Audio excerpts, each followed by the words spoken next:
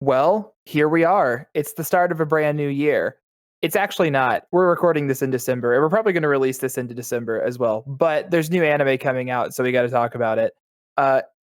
The winter 2024 season is coming hot off the presses. We got some pretty big and notable releases, and intermixed within what I would say is just a helping heaping of some of the worst isekai slop imaginable. But that's our job to get through this so that you don't have to. Unless you really like isekai slop, in which case this is the greatest season of anime of all time for you. Luckily for us, we have taste and do not like those shows. Yeah. Man, if you are a fan of isekai, don't listen to this podcast because we're going to make fun of you. Like, speaking of, this is a new season, so we have to kind of give ourselves a little introduction. Oh yeah, I forgot we do that. Our time-honored tradition. Mm-hmm. Yeah, so yeah. We'll go left to right here. We'll go fast here. Hey, I'm Tex-Mex. I go by Juan in this podcast because we're friends here, and you're my friend. Build a parasocial relationship with me. That's my introduction. Okay. Jesus. Okay. I'm Chris. I'm not your friend. I hate you. But I still want you to listen to my podcast. I'm not kidding. I don't hate you. You're great. Thanks for stopping by.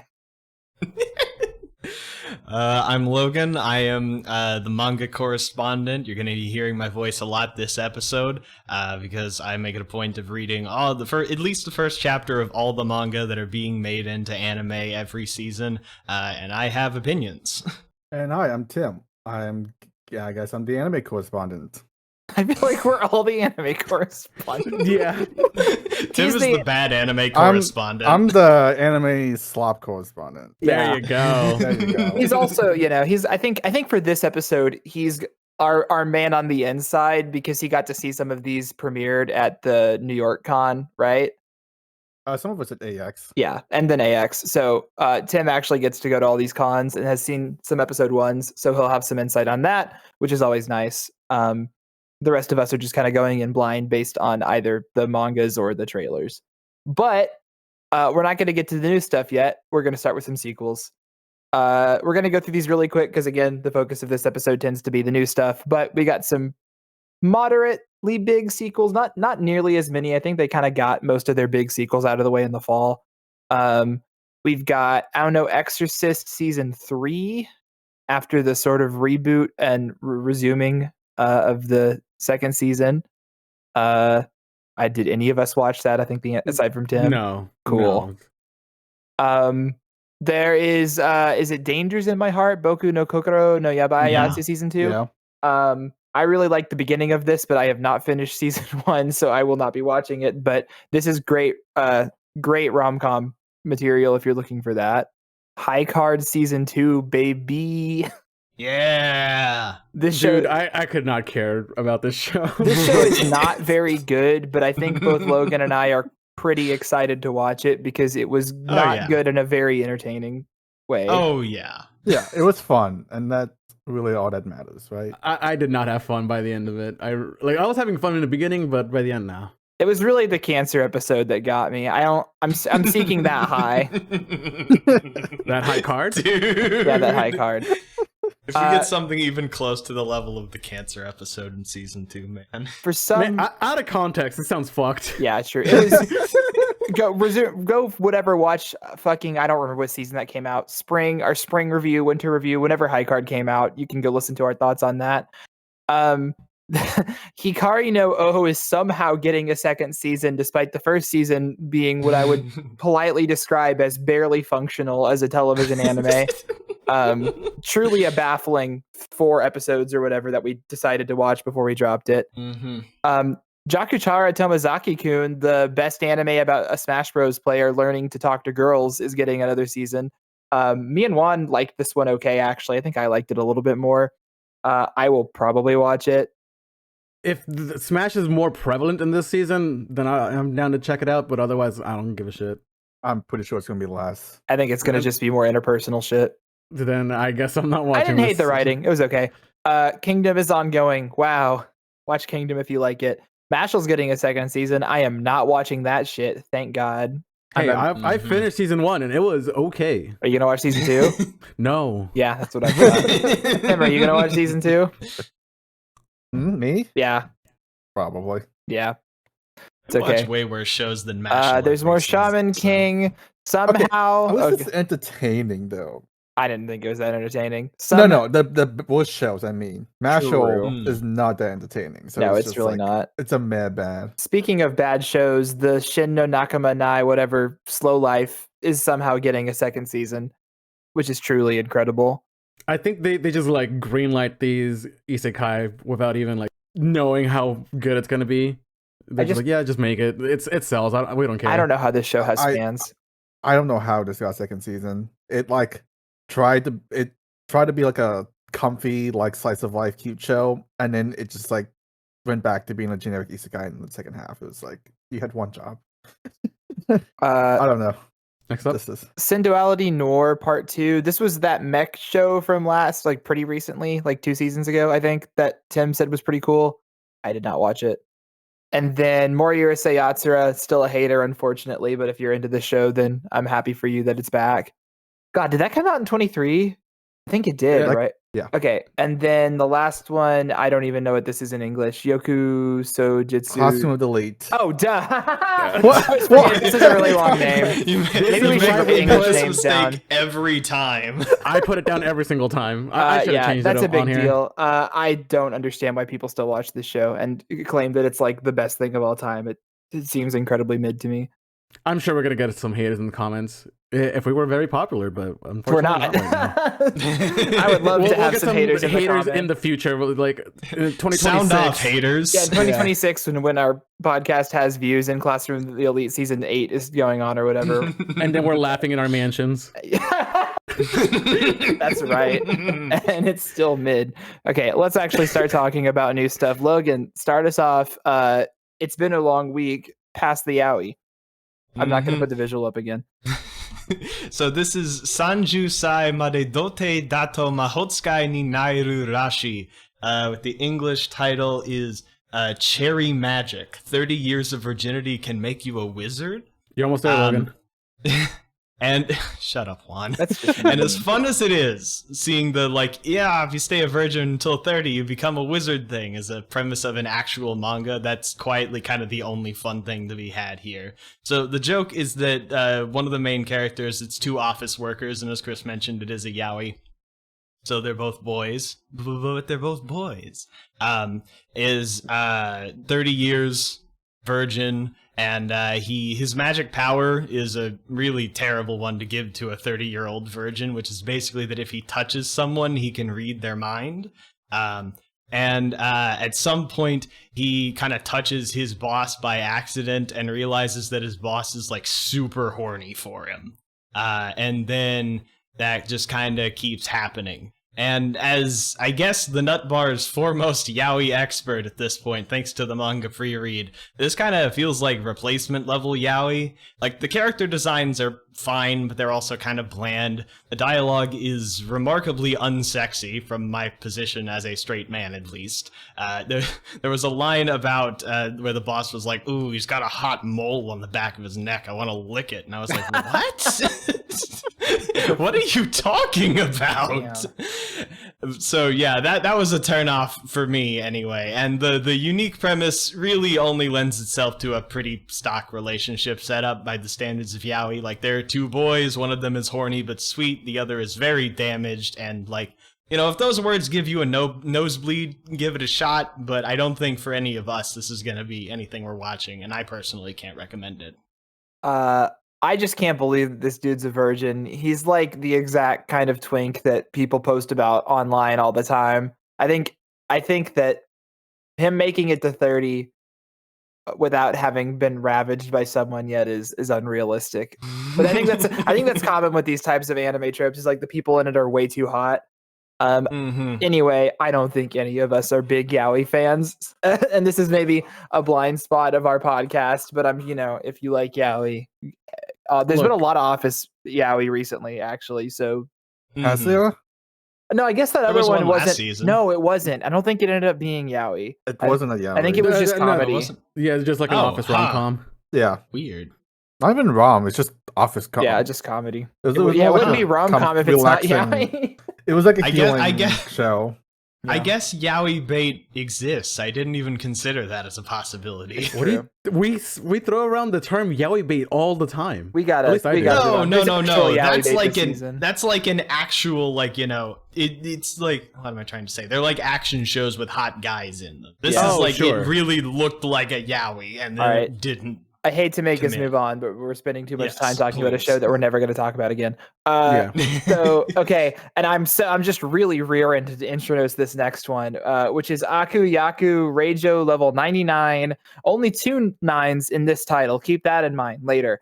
Watashi wa Ura-Boss desu ga Maou the whatever. It's like I believe the premise and the first of our Isekai / villainous anime plots are not contrived enough. Let's try to make them as contrived as possible challenge, which I am sad to say is several shows this competitive season. Competitive category. So she's in college and then gets reborn as a hidden villainess of an otome RPG. This is not a regular dating game. This is a RPG. So she doesn't want to be evil and ends up leveling up discreetly and maxes out her level. And now she's at school for some reason because all of these fucking anime are at school. You can't just have an isekai where people like go and do interesting things. They have to go to goddamn aristocrat fantasy high school. And now everyone thinks she's the demon lord because she's a high level, even though she's a villainess. I don't know. This was difficult to parse. The trailer was incredibly uninteresting, and it really just felt like buzzword soup. Her name is very funny, though. I will give it that. Her name is Yumiella Dolkness, like DOLK. They're trying to do darkness, but yeah. Like, Which so is stupid. objectively hilarious, but not enough to make me want to watch this fucking garbage ass premise. Remember last season when I said like there were too many villainous shows? Now we have another fucking one to add to the list. Oh, there's multiple this season. Oh, don't worry. yeah. There's a Dude. lot. Don't worry. I'm so tired of it. Like It's a completely played out trope at this point. like it's like a subgenre of isekai now. I don't even And, think like, this one really counted out. Obviously, I am not going to engage enough with it to really decide one way or the other, but this one doesn't even really feel like it counts as a villainous show. She's not a villainess. She's not bad. I don't know. Well, it's called Villainous Level 99. So But it seems like she doesn't want to be whatever. It doesn't matter. Whatever. I refuse to watch this. All the villainous shows principle. aren't actually like bad characters. Even Right. the first one, which was the what's the Katarina. Katarina one. She was originally supposed to be a super bad villain, but she doesn't want to be a villain, so she became a good person. So Right. like none of them are actually like You'd think that evil some of them would characters. lean into it. Anyway, we can stop talking about this shit now. Juan, this one's actually exciting. Let's talk about something interesting, please. Dude, Buchi Giri. I had no idea that this was happening, so this one really caught me by surprise. It's a Mappa original anime. We haven't had one of those in a hot they've been on minute. their adaptation streak for a while. Like I think the last one was like Taiso Samurai, and that was like 2021 A while or 2020. It was 2020, wasn't it? Was that the last Mappa I think, original? I think was Zombieland season 2. Remain? No, Remain was Oh, yeah. an original. Anyway, I'm down to check it out just based on that because like the Mappa original anime, they're pretty right. They're You're pretty still good. on your no watching trailers tip, right? No, I actually watched the trailer for this one. Okay. And it looks like the most anime ass anime I've seen in a hot minute. It's like I hate to like make this comparison immediately, but it's like it reminds me of like Tokyo Revengers, but like with anime powers. Yeah, it's a delinquent story. He goes to a school where everyone is a fucking delinquent. It like to a comical degree. Like the classroom is completely destroyed, and the teacher looks like he's been made into everyone's bitch. It's very silly. I don't know if you knew this, but this is the director of Free and Skate the Infinity. If you couldn't tell, because it It did look a little yaoi. exactly like Skate the Infinity. I am a little surprised this doesn't take place in the extended Skate the Infinity universe. Well, because it's supernatural. I guess it's true, but I wouldn't be surprised if there was some supernatural shit going on in Skate either. That's true. But What it's got that studio same was Skate? Bones. Okay, So but it's the same director. same director. This one just looks fun. It looks like good goofy a little bit sexy fun in the same kind of vein as Skate, except maybe probably turned up even more on the wacky meter because it's got like supernatural shit going on too. Like this looks legit fun. Like I actually want to watch this show. Oh yeah, I'm definitely in on this one. I like this director. He's pretty cool. Yeah, I didn't really have any thoughts on this one beforehand, but like you had me at Skate the Infinity. That I really like that show, and I think that I'm willing to give this a shot at least. Yeah, Logan really is our yaoi correspondent. I don't even think this one is definitely. If there is yaoi, it's going to be in this. It's going to be more baity because I think there is a main. It's definitely baity because like that, like the best friend. Yeah, but there's also like a heterosexual romance introduced immediately. So that is true. It would be like the Skate, like we kind of romance shipping thing. I think it would. I don't know if it's going to be even that intense because Skate is very gay. Okay, Juan, I think you're also introducing the next one. I am. Oh, I am. All right. Chiyu Maho no Chigara Tsukikata. The wrong way to use healing magic. Okay, it's this one. This one was bad. At first glance, it looks like a generic magic school isekai, and it is. Yeah. Sometimes the first glance, you're right. You read a book and it's the cover is what's inside. The catch on this one is that like the main character has like healing powers, and it looks like he has to like train it up to be like Wolverine or like Andy levels of healing powers. And he's being trained by like a Dami Mommy teacher. Yeah. Which I mean, that's clearly the draw. I have that exact in my notes. I was like, I think the combination of pretty surprisingly good visuals plus the Dami Mommy trainer are going to make a bunch of the isekai goons be like, oh, this one's the good one this season. And I would believe them. If someone came and told me that this show was okay, I would be like, all right, sure, whatever. But it's just an incredibly generic premise. The main character looks like you told an AI to make a isekai protagonist. Like, I am not. Yeah, he's missing the black hair, you know. He's got navy hair. Whoa. Real different. I don't care. Tim, I'm definitely willing to check this out. Oh, Juan, literally just for the Dami Mommy. Of course you are. Don't get tricked. You can't let yourself get tricked. I will watch episode 1, and like if it's bad, then it's bad. Do not become what you've sworn to defeat. All right. I'm gonna watch all these isekai this season. Watch them. I'm not. I trust me. I think this is the only isekai like I have like any sort of interest Please in. let me know how this is. I am academically curious if this has any merit. Because it seems like, I don't know.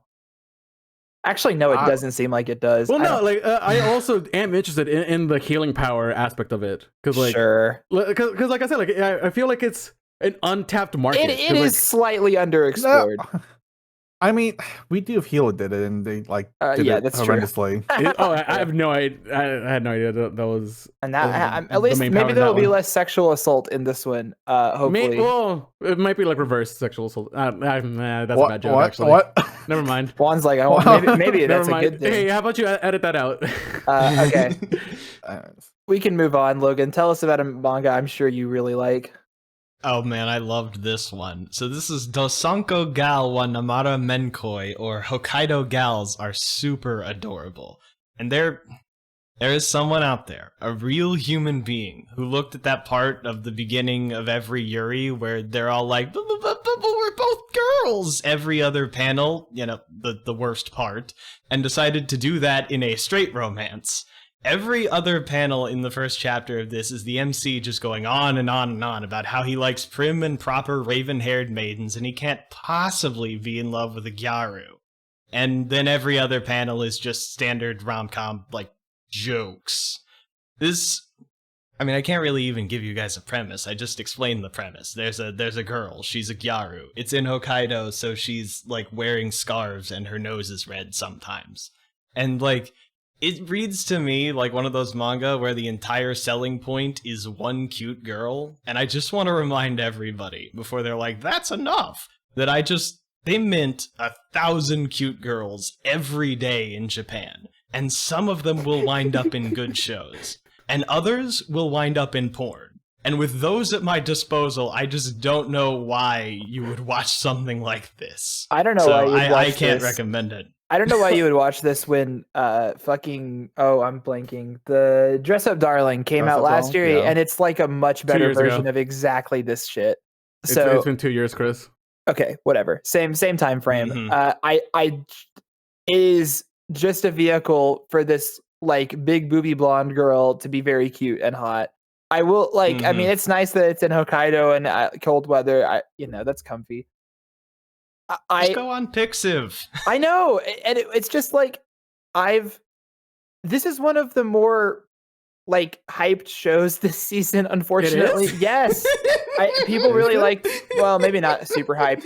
It's more of like people liked this manga. Oh my god, I fact checked by Real American Patriots. Let me see where it is on Maou. It's like the 10th it's most 369. It's 12th on Maou. Okay, 12th. Never mind. I think maybe it was just one that people knew about, and so I had heard about it some. But yeah, Gyarus are really in. People liking those Gyarus. It's a trend. All right. We had 2 Gyarus anime this year. We had the Fufu, and then we had the Kimi Zero. Yeah, the one last season. For this season. Oh yeah. So it's going to be a continuing trend. Yeah, invest in gals. Also, just watch Dress Up Darling. It's probably way better. All right, anime. I didn't even get to input yet, Chris. Goddamn. Oh, sorry. Go ahead. Listen, I am not immune to Gyarus. One, Pixiv. Just go on Pixiv. I'm not there immune to are Gyarus. all over the place on Pixiv. I'm Is not this going to be an immune to Ecchi Bro Gyarus. show? That's what I was gonna say. Like, it might be Ecchi Bro's material, but it might not have enough staying power. Like, I think it's very much like an episode 1 thing. I think this might be too boring for the Ecchi Bros. Yeah, there's just it didn't seem very horny. Not really. We do normal stuff too, you know. Yeah, we like, totally we're doing do that. 16-bit. That's not horny at all. It's not actually. It's like the exact opposite. Yeah, it's very much game development in that show. which is cool. Anyway, We only enjoy. have one Ecchi Bro show so far, so I think we can tag it on. Maybe if it's We'll see. good, if it as you know is always the problem with those shows. Okay, Logan, we got some real food. If you don't mind my pun. So I'm gonna let Tim talk more about the anime because he actually got to see it. But the best part of this manga is that it does that whole like bokeh tsukomi setup where a straight man doesn't just loudly describe the joke. Like the straight man in this is the elf girl, and she's actually funny and not just saying, that's crazy, that thing you just did. And I know that sounds like faint praise, but you would be surprised how many comedies fail to clear this extremely low bar. The premise here is that basically a party got wiped out in a dungeon, and the sister of the main character who managed to escape with like 2 of the other party members got eaten by a dragon. And so they are kind of in a race against time, trying to get back down to the floor in the dungeon to save her before she gets digested. And also, it's kind of a food porn manga because they have to eat stuff that they find in the dungeon. And there's apparently a storied history of eating dungeon monsters that some of the characters have kind of come across. And that's nice. The recipes are fairly detailed. I'm always a little skeptical of fantasy food porn because, like, I can't go make slime jelly in my own kitchen. But, like, I enjoyed this, and I'm looking forward to the anime. And I think Tim wants to talk about the adaptation because he actually saw it. Yeah. Tell us about the premiere. You guys want to... Okay, so first off, I think, well, just talking about not specific animation yet, but like overall, I think it's kind of funny to me that they have the whole like initial premise is like, this whole action pack fighting a dragon thing, and like they get wiped out, and their like teammates are slowly being like digested and killed, and they get this like very like panic rush, I gotta hurry and rescue them action thing, and then that's not really what the show's about. It goes into this whole like, let's just take out time. Is that not the most fantasy video game trope of all? Like, how long did you take in Breath of the Wild to save Zelda? Were you fucking off doing like all kinds of shit? It feels classic. It does feel very much like you're playing like a video game, and you're like, let's do the 20 like side quests before you do like the main quest thing. Exactly. While this like person's about to be killed. Getting but, like, digested. It's just a 180. Like, you just instantly forget that your teammates are slowly dying. And like the reason why they're like eating monster food is because they're broke because they like lost all their equipment. So now they're like everyone thinks eating monsters is like apparently just super disgusting and gross, but they find the one guy who's like, "Oh, I'm a master monster food connoisseur. I'm gonna teach you all the ways of how to enjoy monster food." And that the whole like first 2 episodes is like them going down and trying new things. I think Trigger did. So I think episode 1 ended with the like tree forest level kind of thing. So they only like established the plot and like they had like 2 meals. But I think Trigger's doing a great job with like the PV's out. You can see they're doing a great job with the facial expressions and all that. I think they're really nailing this adaptation.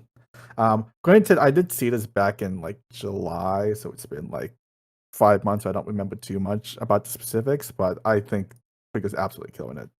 It is so exciting for me to see Trigger attempt to pick up like a widely beloved, probably one of the more popular, like unadapted manga that have been out there right now. This one has had a cult following for a long time. I've been seeing everyone, like, there are memes about Dungeon Meshi everywhere if you're like in anime like online spaces at all. And I have not started reading this. I might pick it up and read it before the anime airs, just to be one of those like smug, I can't wait for this part in the anime people, because that's always fun. That's how I feel about Jujutsu Kaisen. Exactly. But like I said, it's so cool to see Trigger, who really, I think the last adaptation they did was fucking Inoa Battle a million years ago. That was their second their second show ever. Yeah, and they don't really adapt manga, and that was like a kind of a smaller one, and this is like a premiere big one. So it's cool to see them step into this space and, you know, bring that sort of like top of the game cinema level production to a really cool manga. It feels a little bit like, I hate to compare, but it feels like Madhouse and Friar and be like, hey, this is a really good manga, and we're just gonna fucking, you know, do it to the best level it can possibly be done. That's always exciting when that gets to happen. I would pretty easily say this is the most anticipated anime of 2024 so far that has like an announced locked in date, at least for me. You know, it's Trigger, which is always a big deal when they make shows, and then it's a big popular manga that everyone loves. So I'm pumped. There's another highly anticipated show coming up later. I would say this is higher. Dungeon Meshi is actually pretty low on the popularity count. Like Dungeon Meshi is probably like the biggest like cult following for sure. I would say it has a very for the real cult ones. following. The real one. This is an anime for the real ones. It's my most anticipated anime of 2024. Yeah, no, like, but it's definitely. I feel like it's definitely gonna like pop off like once it premieres. Yeah, I think it's gonna be big. It's Trigger. It's Studio Trigger. Chris and we are the biggest Studio Trigger dick writers. Like I am ride or die with Studio Trigger every time. So it's actually not true. Shut the fuck up. I'm not gonna get into it. I'm a bigger fan, but it's okay. What was I gonna say? You threw me off. You were a dick writer? I'm a dick writer. I'm actually like the least informed about this show or about this story, so I'm actually very excited to see how it turns out. Yeah. I think that what was I gonna say? I had a thought also, and I've just completely been thrown off now. Maybe we can just move on. It's exciting. I'm excited about it. I can't wait watch to see Dungeon Meshi when it comes out, because take our word, buy stocks now. Yeah, buy invest. Okay. Mm-hmm. Next up, Logan, tell us about Gekai Elise. God. All right, so Gekai Elise, also known in English as Dr. Elise or like Elise the Surgeon. It's got like 100 different English names and no accepted translation, which is how you know it's good. Anyway, we have officially reached peak Isekai here, because like an evil queen getting sent back in time to right her past wrongs after her execution is simply too blasé. We must first send her forwards in time to 2018, where she receives medical training, and then dies in a plane crash, and we send her back again to when she was like 16 or whatever, and then do the villainess plot again. So it's kind of this weird combination, like villainess, bringing modern technology to a medieval society dish that, I really hate to say it, mostly just tastes like a villainess manga. Like, do you want to know how long it takes before she starts doing anything remotely doctory? Me too, because it didn't happen in the only 4 chapters that I could find translated. They were all these like kind of limp-wristed court politics that very slowly and meticulously walk us in the vague direction of the fireworks factory. You can tell the author knows that this is a problem, that people want to see the medical drama, because chapter 0 gets her like in and out of the court politics at a blistering speed, and then chapter 1 has this cold open where she's like, I'm gonna do a surgery for the first time in the past or whatever.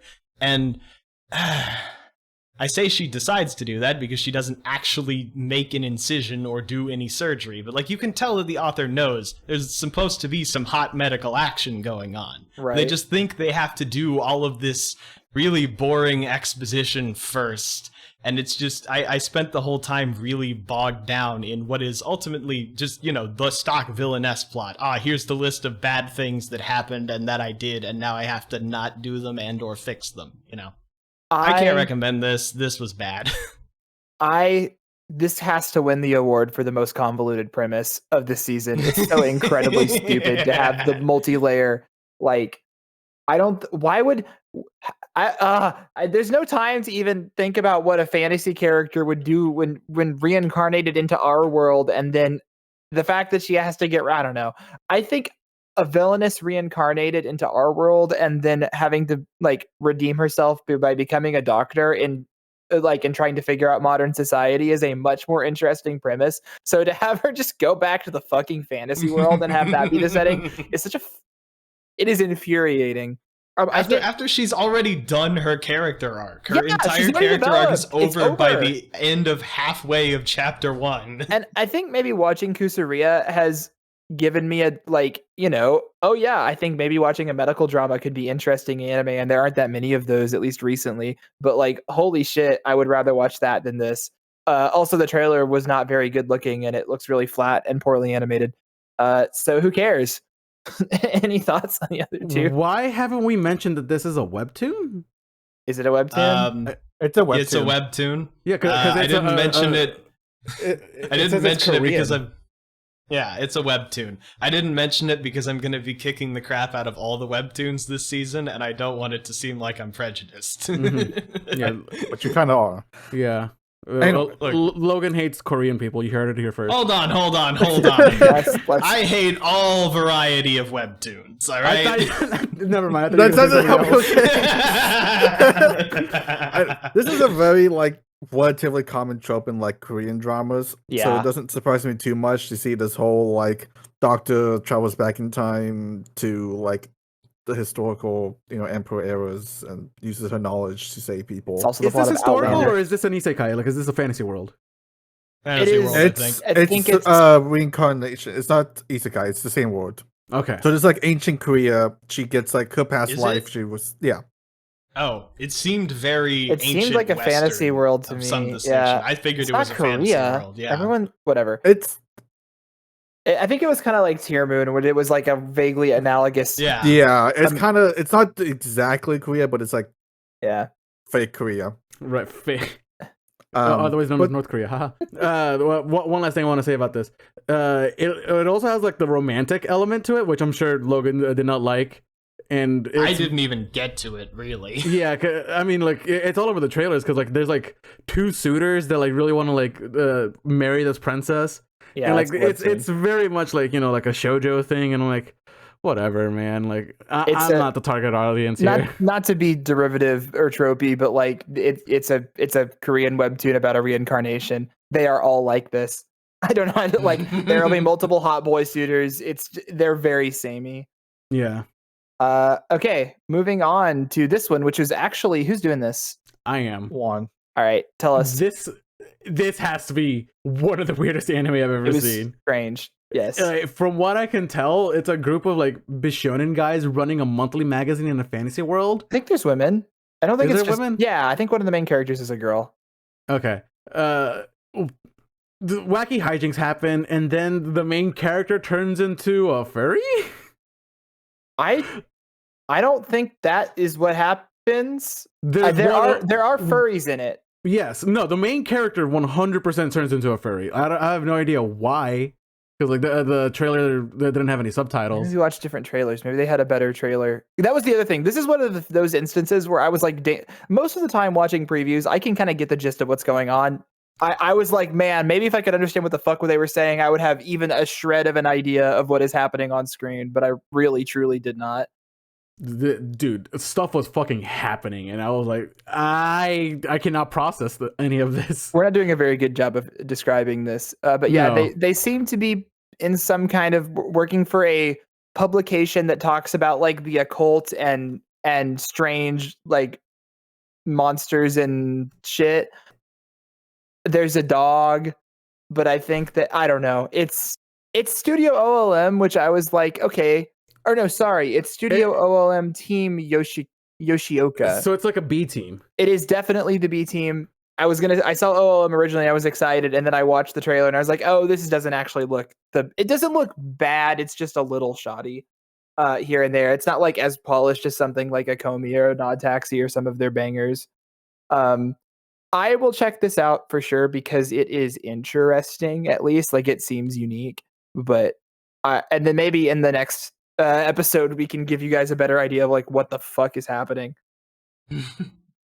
Do the other two have any thoughts on it? I don't know if you saw anything else about this. I think I'm gonna let you handle this. I've been just kind of glancing at the trailer. First of all, somebody did turn into a furry. I guess the I trailer missed that that. I was Yes, watching. yeah, he did turn into a furry. It almost looked like a Digivolution. Yeah. But Cool. anyway, it was, yeah, I'm going to let you guys cover this because I'm watching this trailer and I have no idea what any of this is and it doesn't look particularly great, so. My philosophy is I'll take weird and like incomprehensible over completely understandable isekai slop that I've seen 10,000 times.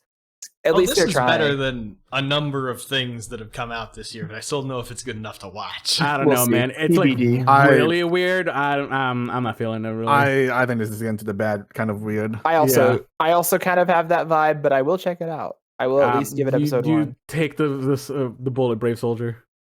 Oh god, don't make me do this. Okay. I just want to see, man. I just want to understand. If you want to watch furries, just go watch furries.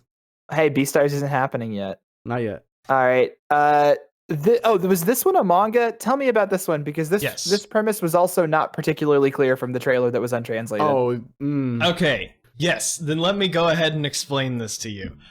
So this is Hime-sama Goman no Jikan des, which is 'Tis Time for Torture Princess.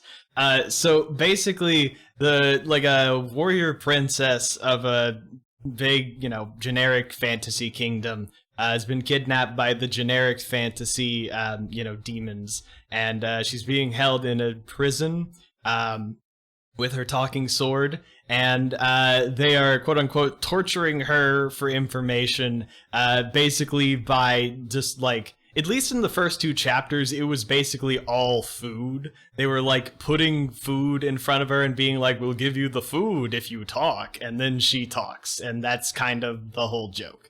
Cool. As far as I could tell. Yeah, so every season, there's a comedy that just fails to make me laugh, and this season, it was this one. I didn't even, realize that all of this was supposed to be intended as a joke and not just, a girl making the ahegao face at food thing until, well after I read it. I was like, oh, that was probably supposed to be, comedic, wasn't it? Which really tells you something about how funny it actually was. And, I mean, I could imagine something where they do flashbacks to her life in the kingdom, the things that the food reminds her of, and I could imagine a version of this manga where that's insightful about characters or the world or whatever, but it's really not. It's just oh, she likes takoyaki. I mean, I also like takoyaki. That's not interesting at all. I could imagine a version of this that I wouldn't hate, but this is not that version. I can't recommend this at all. Logan, have you considered being a cute anime girl and liking takoyaki? No, I hadn't thought about that, and I don't think that would make me liking takoyaki any more interesting. To be but honest. Maybe people would like you more if you were a cute anime girl. I think takoyaki. I think any anime trying to take a swing at doing food porn in the same season Dungeon Meshi is airing, which maybe isn't their fault, is a fool's errand. This one like visually looks pretty nice, and that's about all I have to say. I think that I would rather get a new season of Sleepy Demon or Sleepy Princess and the Demon Castle. I was gonna this. say exactly that. Give us Sleepy Princess too. Except I dropped that show. I was gonna make the comparison. They're probably like very it similar. It seems extremely similar. I don't know. But like instead of being sleepy, she is hungry. She wants to create a mukbang. I will say this girl is not like actively evil in the way that the Sleepy Princess girl is. Like she just wants the food. She is not going around and cutting up monsters to use as her bed sheets. And she's not a true gremlin. Not a real freak. This show looks okay, I guess. Pine Jam's fine. They have decent production values. I don't know. They do. Does anyone else have anything else to say about this? Because I don't know. I'm pretty indifferent. The demon girls look kind of cute. That's kind of tempting me a little bit, but like not enough. The designs are fine. The designs are fine. They lean a little on the lolly side for me, but the princess is 100% a lolly, but that's what I'm trying to say. The demon girls, you know, they got the titties. Speaking of lollies, who's doing the one? You're doing the next one too. I am, yeah. Isekai de mofu mofu nade nade tsuru tame ni ganbatta matsu. Fluffy Paradise. Great. I love when the English translation is just like succinct like that. Okay, this is another Japanese work environment is toxic. Let's have this very comfy show. Yeah. Kind of anime where it's like literally just that. A lady gets reincarnated into a 3-year-old princess body, and she has the power to pet any animal. I think she gets born as a baby, actually. Well, she gets born as a baby, I think a lot of the anime, at least in the trailer, has her at that toddler age. But it also showed her as a much older too, so I'm not really sure when in the narrative we're getting. It was a little confusing. I know in the trailer it said specifically like this is her in 3 years old, and like her in the promotional material is her in 3 years old. So I'm sure for the most part, like it's her at that stage of life, which is and great. Then, like, maybe later she'll turn into an adult, which might be nice. I'm sure great, but it's also make me have no interest in watching it because the like 2 lines of dialogue I heard of her doing the baby voice were extremely grating. So yeah, like I don't know, man. Like this is like I said, like this is like another show to add to the pile of toxic work environment company. So like I've seen that show many times already, so I'm fine missing out on this. Like cute animals, right? Like that would be the only draw is if you're really into the idea of like her petting all these like both cute fantasy monsters and scary fantasy monsters that end up being cute instead of scary. Like that's fine if you're into that, if you like animals, but I don't know. I just it seems kind of generic. Wasn't the most pretty looking thing ever. Just don't work in a toxic environment, Forehead. Also, this show did not have. I know it's supposed to be like wish fulfillment and like avoiding the toxic work environment, but this show didn't have to fucking be an isekai. You could have completely cut out her being dead at 27 or whatever. That's the thing, Chris. You gotta make it relatable. I know. I think if it's just audience. This baby can talk to animals or whatever, you could just do that. I don't know. The Japanese don't like anything that's not isekai. It has to be relatable. Which is very sad, and I worry about them. It really is. Mm-hmm. Anything on this one, Tim? Yeah. Yeah. Any other thoughts? Great. Are you doing the next one? Yes, you are. What are you doing? It's Ishura. Ishura. All right. Ishura's technically also an isekai. Yeah. It should have the isekai tag. Actually, let me fix that. So it's an isekai, but it's not about the like from the perspective of the people from the people who came over from like the original world. It's from the people who like originally live in that land. So my first thought about the show, it's a giant cast. Like I don't think I saw the first 2 episodes of this, and I did not see the same character like in the same scene twice. They kept switching to brand new characters every single time, and I felt there's still like 10 more characters I haven't met yet. And it's also very, very like gruesome and gory. It's extremely edgy. Like they're like ripping off like arms off of people's body, and it gets like pretty graphic. Way gorier than I thought. They teased a little bit of Geo, which was kind of sad because it doesn't go anywhere. But I think the whole premise of the show is that like the demon lord is like wreaking havoc, and a bunch of like people, like powerful people, are coming over. Like so like the Isekai people came over and they're fighting these demon lords, and then they have this tournament where they're trying to like assemble all the most powerful people in the world to make a true hero title.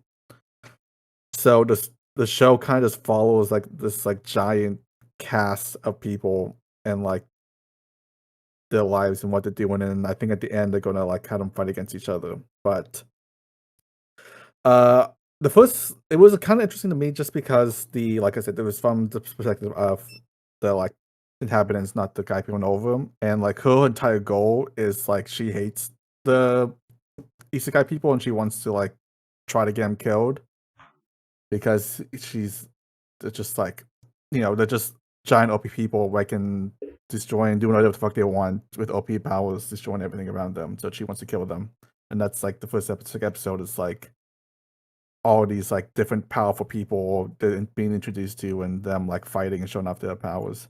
It's definitely interesting, and it definitely stands out from like all the other like fantasy isekai slop out there. Interesting that you say it stands out because this does not look good to me at all. I have it looks it looks like it was designed for 14-year-olds, and I am 27, so I will not be watching this. I don't know what to tell you. My biggest gripe with it is like 2 episodes in, I still don't really know who the main characters are or like what the entire purpose is. Like I kind of get the trying to assemble powerful people and the whole like 2 episodes of introducing all these powerful people, but like I'm like 2 episodes in and nothing has really happened, other than like here's this guy and here's him fighting, and they had this like dragon guy who can speak. And it's stuff. Not the best. It doesn't look very good. It's Studio Passion. Like if this was like some of the best action I'd ever seen or something, then maybe I'd be interested in checking it out. But it's just kind of okay. I have Passion's no interest. Not the worst. No, not they the can best do either. better than. But no, I'm off it. It's not like everyone should go watch this, but like compared to like every single other like fantasy isekai show we have listed so far, I think this one's. If you're going to watch one, I would say this one, just because it's not your usual. Here, let's insert. Yeah, it's not OP cookie cutter necessarily, but it's also there was a Demon King and it's an isekai, so how original can it be? Okay. I don't know about y'all, but like the from the PB that I watched, like it kind of gave me like Roku no Yusha vibes without like the mystery aspect, of course. Not really. No? I think the cast... Roku no Yusha is a mystery, so if it doesn't have the mystery vibes, I don't know what the fuck. But like it's like like 6-8 powerful heroes, and they're like fighting each other. Yeah, if Roku no Yusha was actually like an action instead of like them stopping like episode 1 to solve like a 12-episode mystery, I think this what Roku no Yusha could be actually. Yeah, exactly. And it's also good. Like extremely gory too. So like I kind of want to give it an episode, but like it's very like low in my priority. I have zero interest in this. Okay, next. I think we could give it 1. Next, but yeah, we can move on. Up is Kekkon Yubiwa Monogatari. Oh yes, Kekkon Yubiwa Monogatari, in English, the story of the wedding rings, the tale of the wedding rings, something about wedding rings. I got kind of jerked around by this one. It's an isekai romance. That's bad. It actually commits not only to a single relationship, but a marriage in chapter 1. That's pretty good. You're not getting jerked around by will they or won't they for more than 2 or 3 chapters, sure. And then it threatens to become a harem. That's bad. But the MC doesn't like immediately get a cheat skill or a god power or solve all the problems or like get a bunch of experience points. God help us all in the first chapter or whatever. And I don't think it's very good overall. I never explained the premise of this. So this guy in the normal world, when he's a kid, like 10 years before the actual start of the manga, he sees a girl and her grandpa, like obviously teleporting into our universe from a different universe. And then those two become friends, and eventually they fall in love. But 10 years after that happens, she has to go back to her universe because she's important, and like the person that she marries or something gets like superpowers or whatever, basically. And then he follows her because he's in love with her. And then instead of marrying the guy she was supposed to marry, she marries him instead. And then like some, fantasy stuff happens. You kill demons, whatever. And that was all fine. And like, I don't know, just the threat of the harem really annoys me because I didn't mind the setup of this. This felt like, at least as far as, isekai slop goes, like kind of a step above that. But, it's still not really good enough. This is from the mangaka of To the Abandoned Sacred Beast, which got made into an anime a few years ago. I also thought that was better than I expected, but still not really good enough. And, like, if you're the person for whom all of these seasonal isekai keep getting made, then you'll probably like this. But if you're not, and if you're still listening to our podcast, you probably aren't, then you probably won't. So I can't really recommend this, but I think Tim has actually seen some of it. Okay, before, really quick, perspective. before Tim, there is a key element that I feel like maybe was added to the anime, which you can confirm or not. For a show about marriage and monogamy, the trailer sure does have a bunch of extremely naked women in it. This is in ecchi, and it feels it's like a hard ecchi. Okay, it didn't feel like a hard ecchi to me. Made it feel like a hard ecchi. The first episode was not that ecchi. Like, there's one scene where like she's taking a bath, and he like walks in and she's like in the water and she like freaks out and they just like for 2 seconds and then they just both take a bath together because they're married. So it's like, okay, that's nice. That was like the extent of the like ecchi scene in the first episode. I do, like I said, I do with Logan. I appreciate that he doesn't get like any super OP powers when he comes over. So I think like the lore is that she's like the princess and whoever he marries gets the power of light or power of ring or something. I don't think we need and to. Basically it makes every weapon he wields have magical demon killing abilities, but it's still just a regular sword. It's just like a very like sharp sword, for example. So like he's not overpowered and he's kind of been thrust into, now I gotta be the king and save this planet when I'm just like a normal high school dude. So that's like nice that they didn't go the OP route. The first episode didn't introduce all the other girls, but it was like pretty like upfront and obvious with the show it was going to be like a harem thing.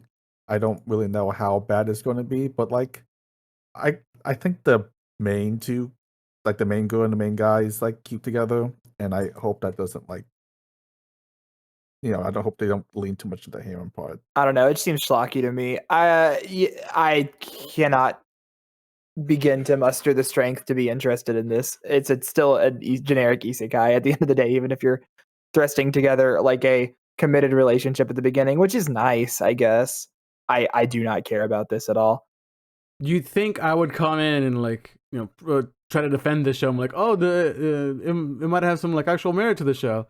No, like from the PV, like the animation did not look good. No, it's just kind of flat. It's like, really, There's just nothing about this that's interesting. The designs are like okay, I guess, but like I'm feeling. I cannot stress the preview. All I got out of the preview is look at all of these hot girls. Like, seriously, it has very little about the romance. There is a girl in like the tiniest little micro bikini. I don't even know why. I remember that. Why is she wearing that in the fantasy world? It's like a porn micro bikini that has strings that covers the nipples. It's insane. I don't know how edgy it's gonna be. I don't care. I'm not gonna watch this. Yeah, whatever. Next is Logan is doing this one, the panda one. All right, Kyujitsu no Warumono-san. I don't remember what this is in English. It's Mr. Like Villain's Day Off. Thank you. Yeah, and that basically explains it. He's a guy from a villain organization trying to destroy humanity, and he also gets time off. So this one tricked me into laughing, so I actually gave it a full 4 chapters, but it is tragically a one-joker. Evil villain guy likes pandas, evil villain guy likes ice cream. Evil villain guy likes pandas, evil villain guy likes pandas. You get the picture. Wow. It's like, yes, it is. There are so many chapters that are just like, he likes pandas and he wants to go see the pandas. And that's kind of it. Now, granted, he just like me for real. I mean, like, look, we all like pandas, but it's not interesting that we like pandas. And I think that getting to see more of his evil villain side would help, because so far he's a gloomy guy who likes pandas, you know? And it wasn't very funny, it wasn't very interesting, there wasn't really much of a hook to it, and I don't know, I didn't like this at all. I can't recommend it. Yeah, go ahead. Go ahead. Okay. The premise for this one's kind of like this guy is like a high up guy in this evil organization, but like we're not focused on that. This is like him on his like off time, and he's just he just want to chill. He's just trying to be a normal guy, enjoying his panda and ice cream. But then the heroes and people keep like bothering him when all he just wants to do is like enjoy the pandas, and it's It would have been great. That. It would have been great if that had happened more than once in the first 4 chapters of the manga. It's prominently displayed in the trailer. It feels like all of the heroes are going to be main characters. The main character, but like the nuisance, because he's not even doing anything like evil. He's just like trying to enjoy himself, and he was just there to bother him. So I wouldn't expect too much like evil villain or fighting. No, it's a comedy. Yeah, this is very much like a comfy comedy show. It's just like a comfy comedy about a guy enjoying his pandas and people annoying him. I just think it would have been funnier, like the juxtaposition would have been stronger if we had actually seen him be at least a little bit evil. See, that's all I'm saying. I feel like if we saw that, there would be too much cognitive dissonance of us trying to woobify someone who's committing war crimes, but that is a little funny in its own right. I don't know if I need to watch a show about the Power Rangers on their day off. I don't know, man. Not that's the Power Rangers, the villain Power Rangers. The villain Power off. Well, yeah, Rita Repulsa. The rest of them are the Power Rangers, though. Yes. So yeah, he's basically just a Power Ranger villain. I mean, I know it looks like they are too. They're all in casual clothes in the trailer, and they keep running into him at the store or whatever. It's kind of like, and like, there's some inherent comedy of like, oh, hey, if you run into your villain at the store and you have to be normal. I think it's a good concept. I think they're just not executing it well. Yeah, I just seems. I don't know. Yeah, I'm not super interested in this, unfortunately. I'm not feeling it. Next up, it doesn't seem like they're doing it. Oh God, is it me? Fucking it's you, Christ. baby. Okay, so this is another one of another villainous one. Kind Say the of. name. Okay, Loop 7 Kaimei no Akuyaku Reijou wo moto teiko koku de jiu kimi mana Hanayome Seikatsu wo mankitsu suru. I don't know the English. I got you, baby. 7th time loop. The villainess enjoys a carefree life married to her worst enemy. Okay, is this a webtoon?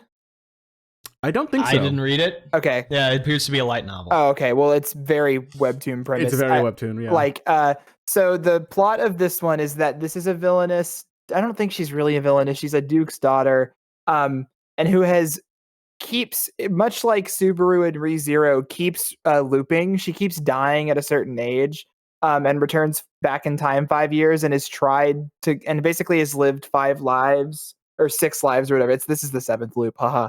And now she's decided, fuck this. I'm just gonna like live it good and like ditch the castle and stop trying to figure out what's going on. And then when she leaves, she runs into the dude that inevitably kills her, who is a prince of a rival kingdom, who is a sexy evil anime boy. So it's a sexy evil anime boy romance with the guy that killed you, but maybe this time he won't kill you. It's just it's a very, very like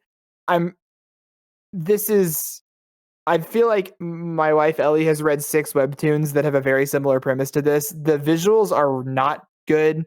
It's really ugly and flat. I think the art in this one kind of sucks. And I'm pretty sure that I can read better Dramione fan fiction on AO3 if I want something that is doing this. Which is really just what this kind of is. Also, she's not really a villainess. I don't know why villainess is in the name. She's just an aristocrat. Yeah, obviously, if you're rich, you're inherently evil. Actually true. Fuck capitalism. I mean, why did she get murdered 7 times? We don't know. I'm sure that it would be explored in the narrative. I'm sure. Maybe she is a villain. She died 6 times. No. Well, but the guy in the trailer is clearly evil. Like, that's the whole point. Is the prince is bad too? He's a bad boy. Kill evil people. True. All right. I don't know, does like literally create violence. shut the fuck up. The time loop aspect kind of interests me. Well, she's like, not gonna loop just anymore. enough.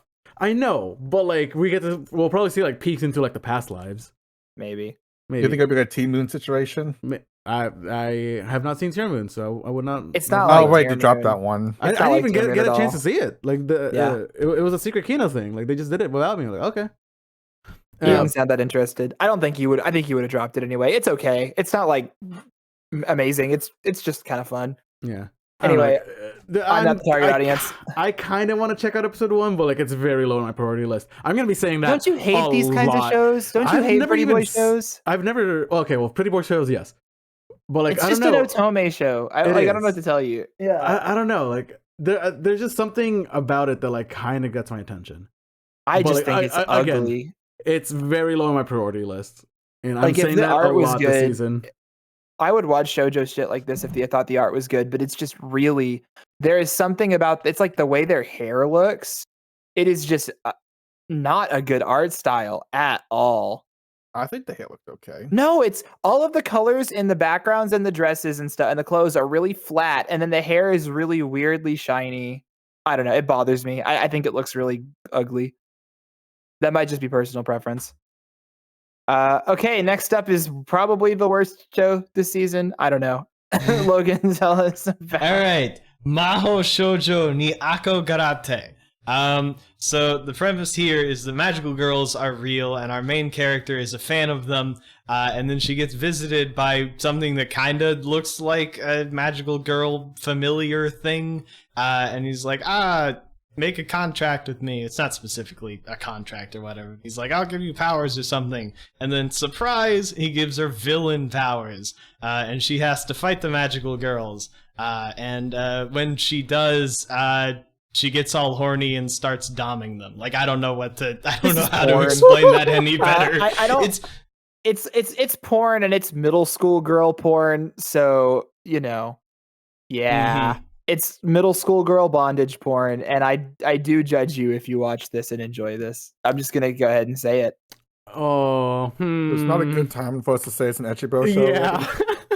I will actually please don't watch this. This is not. Yeah, We've seen worse stuff for sure. okay, but it's bad, and you shouldn't condone this. So I mean, I was really surprised when I opened up the trailer, and it was just immediately like I was like, oh, this is just pornography, Dude. It's not even subtle. I had to do research while I was at work, and I'm like, I can't do this. I can't do this out here. I really Her can't. outfit is like really revealing, and also I thought they were high schoolers, so I gave it a little bit more of a pass. I'm reading now that they are middle schoolers, and I'm like, oh, cool. These are all they like, middle schoolers? what it says on any list. I think. I don't want to have this conversation, by the way. Let's not fact check. They're still super underage.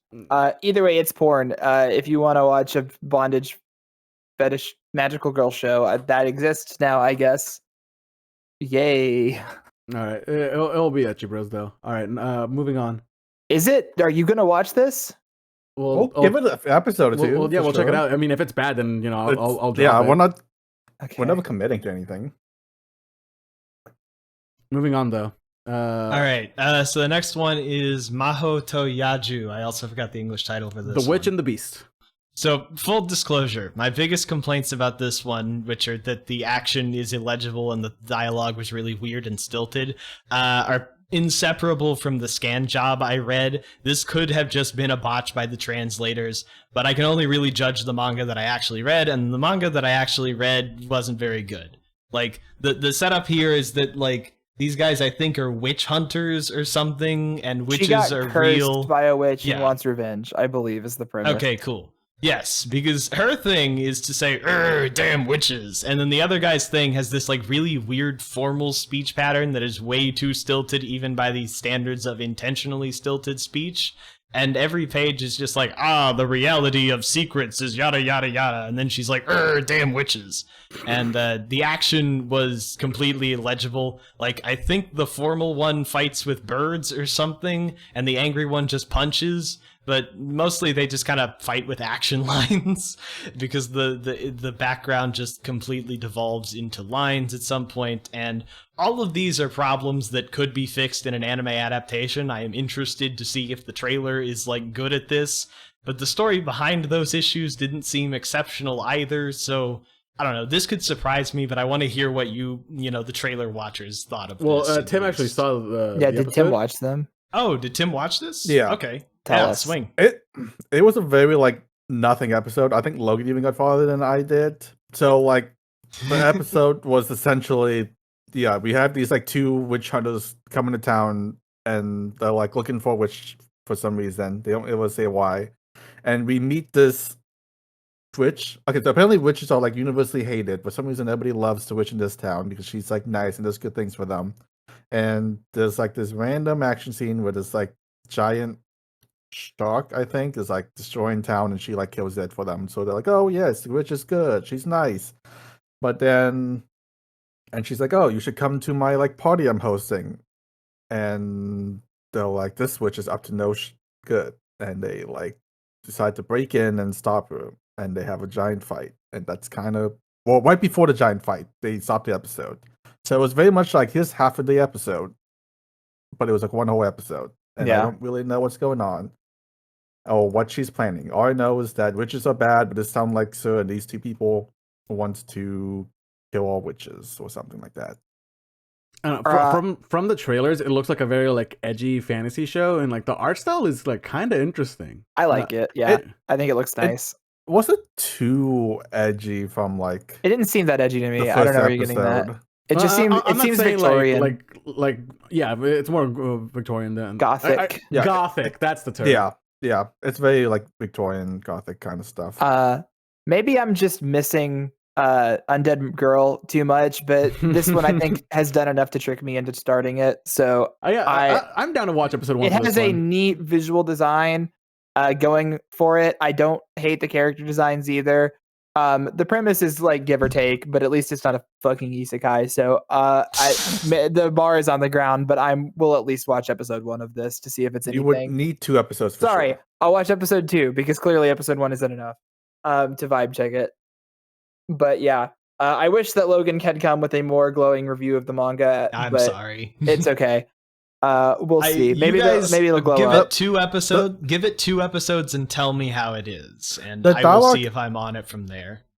Dialogue is not bad. It's fine. The main girl has like anger issues. She's always like cursing and yelling, and she's a little bit damn witches. A little bit. Yeah, she looks like a delinquent. She's a delinquent, and she's like, I hate witches. Like, kill them all the time. And the guy's more like Eren Yeager, the cool businessman who's like, you got to take a chill pill. Fun designs though, just with a smoke. Yeah, I like the design of the guy. Like with the he does look like kind of edgy with the coffin on his back. Oh shit! It's Hitagi no Chika. But a guy it was the first show to have a coffin on the back. There's no other anime that has that, and there's no other man who smokes cigarettes in anime that has a coffin on his back. No, Nick Wolfwood carried a cross. Oh, true. I feel like someone else did the coffin thing. Either way, there's some vampire hunter show with a thing. Anyway, we can move on. This one is on our maybe list, or at least my maybe list. It's higher on my maybe list. Oh, this is also a Logan one. Yay! Mato Seihai no Slave. Chain Soldier. Okay, cool. So this one is really funny because they dump a lot of world building on you that goes into setting up the premise, and the premise is just in a world where femdom. Yeah, like it's doing the thing where it's like, what if man was sexism? Right. So what happens is that like there's a portal that opens to another world that unleashes demons, but also has fruit that gives you superpowers, but only gives women superpowers, and then women just take over everything at that point. And then men are like the main character guy is trying to like be a good like housekeeper at the beginning. And then he gets caught up in a fight with some demons, and the main girl, her power is that she like turns people into her slaves or whatever, and then what's it called? They get superpowers, and then they fight the demons, and then when they're done, she makes out with them. And that is the thing that happened. This felt a lot like pornography. There was no, like, you know, it never got to third base or anything, so it didn't fail the manga pre-read, I instantly drop it thing. But this is a softcore skin mag, so, you know. Logan, did you not get the part where like they get powers every time they make out, or like she gets, or like her powers get stronger or something like that?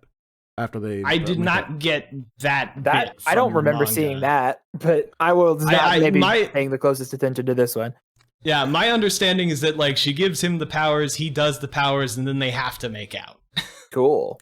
So this was actually a manga that Giga made a video on. Oh, really? I see. Yeah. I didn't watch it then. That's interesting. I'm a big Giga fan, and I'm very much watch everything that he recommends. Did he recommend this? Yeah.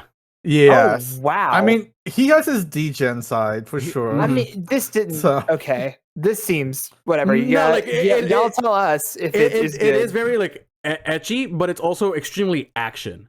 So like it might actually be like too much for Mark. You know, so what like, I'm gonna say about this show, looking at the PVs and stuff, is that the action scenes look a bit rough. Yeah. A little CG in them. oh, it's 7 but arcs. I- They're like okay. But like, I don't think anyone's really coming here for the like fights. I think we all know what everyone's I coming think here it's for. really funny going on the 7 Um, arcs page and looking at all the Tonikaku Kawaii is the main franchise that they've made in the past like 3 years. It's like Arte and fucking Dog Days and Lyrical Nanoha, and then they're pivoting to Horny Femdom Battle Show. Hey, they have other stuff too. They have like Blue Period. I'm just saying and they've gone a long time making a very specific type of show. Okay, let me say the one joke that I have about this one. I think this has got to be the best example I've seen in a long time of this week is the author's very, very, very badly disguised fetish. This guy clearly has a hardcore kink for femdom girls in military uniforms. Like, Listen, let the man cook.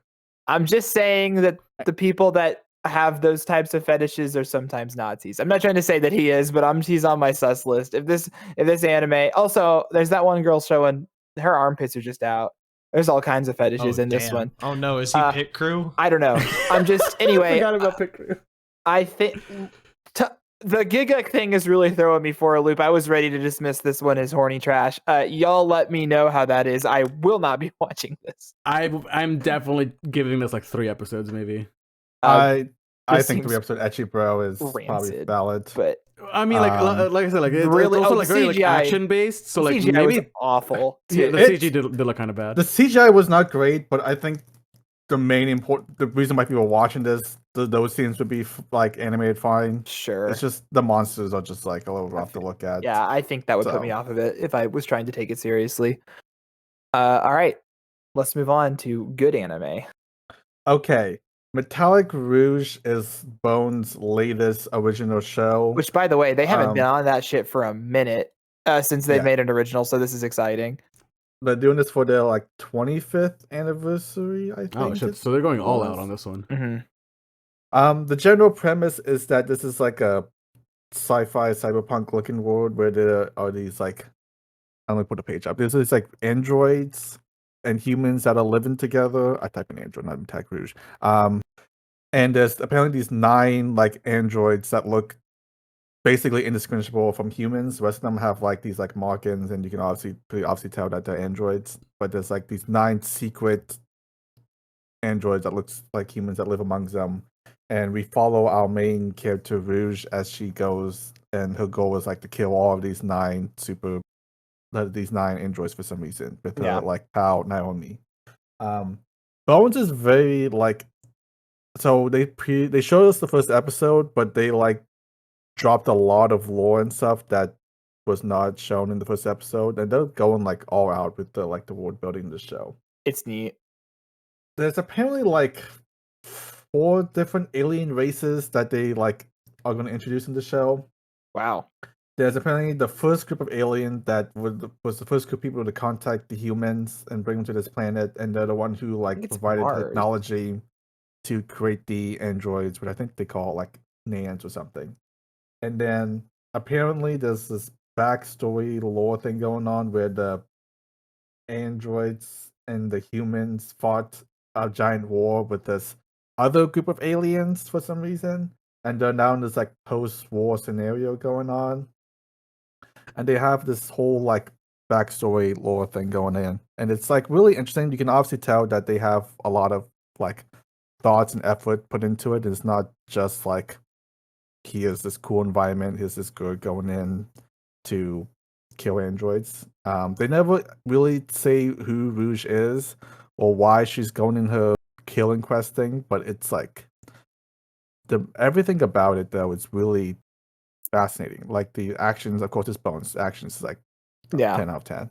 They have these really cool like abilities that they use in the like mecha suits that really transform the fight. It's cool. Oh, dude, they look so cool. I'm just happy to see like good 2D. I hesitate to call it mech. It's mech adjacent, I would say. They feel more like super. I wouldn't call it a mecha. I mean, Yeah. they're like power androids. suit. Yeah, it's like a power suit situation. Yeah, But it's a neat trailer for sure. I am. yeah. You can super see a pumped little about bit this. of the fight in the trailer. I think they show like Yeah. a couple of scenes of her fighting like the first android. The music is really cool. I really loved like the environment, just like the atmosphere they create for the cyberpunk kind of thing. It's really neat. Super nice.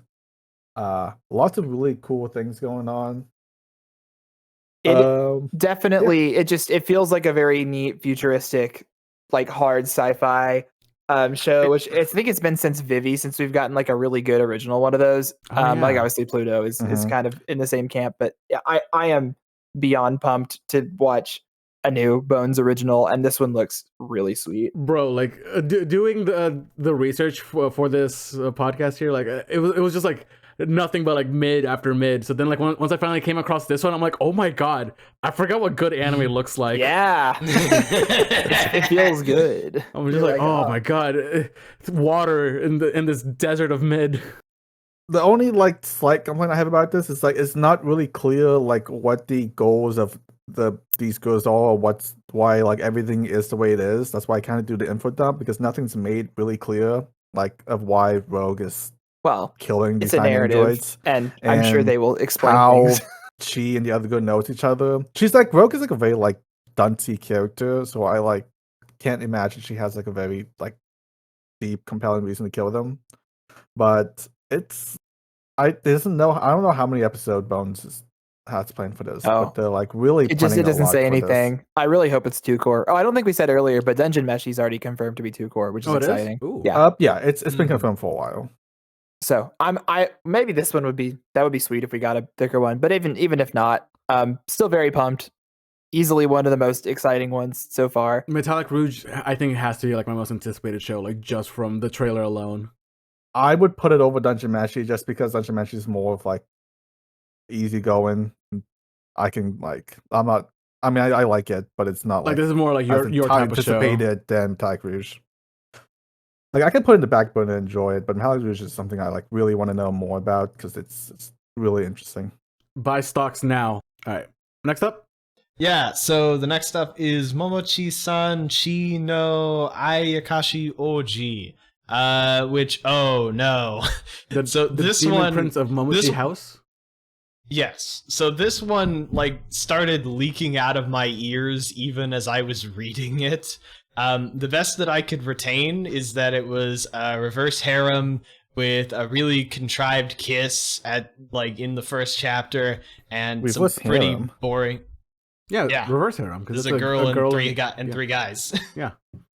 And there was a super contrived kiss and some pretty boring character designs, to be perfectly honest. Like, this is for girls. Like, this is for people who want to self-insert as the main girl living in a house with a bunch of allegedly hot guys and so forth. And like none of us are gonna watch this regardless, but like I think even, you know, over in Universe 63 where everyone is gender bent, this would still be like too boring for the ecchi sisters. Like the character and the story are really weak, are just too stock for a traditional narrative repeal. It's not really all that sexy, so it doesn't really have much sex appeal, and it just kind of comes and goes like a ship in the night. Like, there were worse manga I read this pre-read, but I remember them. I don't know where you're getting the ecchi for the ecchi sister from, or the reverse. No, Halo no, from, he's just because saying it what like he meant. as a he joke. he was saying that Yes. y'all would be the group to watch it because I wouldn't But- watch it. I also wouldn't get the reverse harem coming from, because yes, they are like 3 guys and they're both hot, How but is it there's not like a no reverse harem? romantic like interest. Is it not? like, Is it most not? of them. It really says looks it's a like it is. fantasy. Or it says Anyway. it's a romance. It's I'm a romance sure it's between gonna 2 be, people. I'm sure it's I going to be don't- like Fruits Basket, where she suddenly finds herself surrounded by hot men, but only maybe 1 or 2 of the hot men are vying for her. I don't care. This shit's. I hate this art style. It is. Is it as bad in the manga? I don't know if you've seen the trailer, Logan, but is it as bad in the manga as it is in the trailer? I didn't It's think it was hideous. very good art in the manga. I didn't think it was actively hideous. I think I really do not like how this anime looks. So Studio it just kind of Drive. immediately. Yeah, it just kind of immediately put me off of it there because I was like, damn, I think that this is extremely ugly. It's a little bland, but I just hate how the boys look. They all have. It's just bad. It looks like bad Fruits Basket, and with almost nothing to stand on its own, and it doesn't help that it's not pretty at all. I'm not interested. Nozamon Yufushi no Bokunsha, The Unwanted Undead Adventure. See, I didn't take all the good shows. I took some slop too. True. This one's it's basically your kind of generic fantasy about adventure guy. The twist here is that like he's like 25 years old and he sucks as an adventurer. He's still like the lowest tier adventurer despite being an adventurer like for like 10-15 years.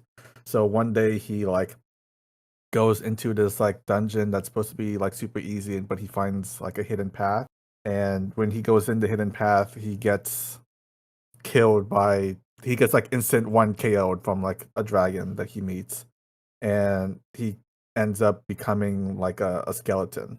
So now he's like a skeleton in the dungeon trying to kill other monsters to like evolve himself to become like something human like again, so he can come back to civilization and not be killed on sight. I like this one more than all the other fantasy, isekai trash, just because he's like, I appreciate when they don't make the guy instantly OP. Like when he like gets reborn as a skeleton, he's just as weak as he was before, if not weaker. He like has a hard time killing a slime, which is the weakest monster there. So like he's slowly like working his way up.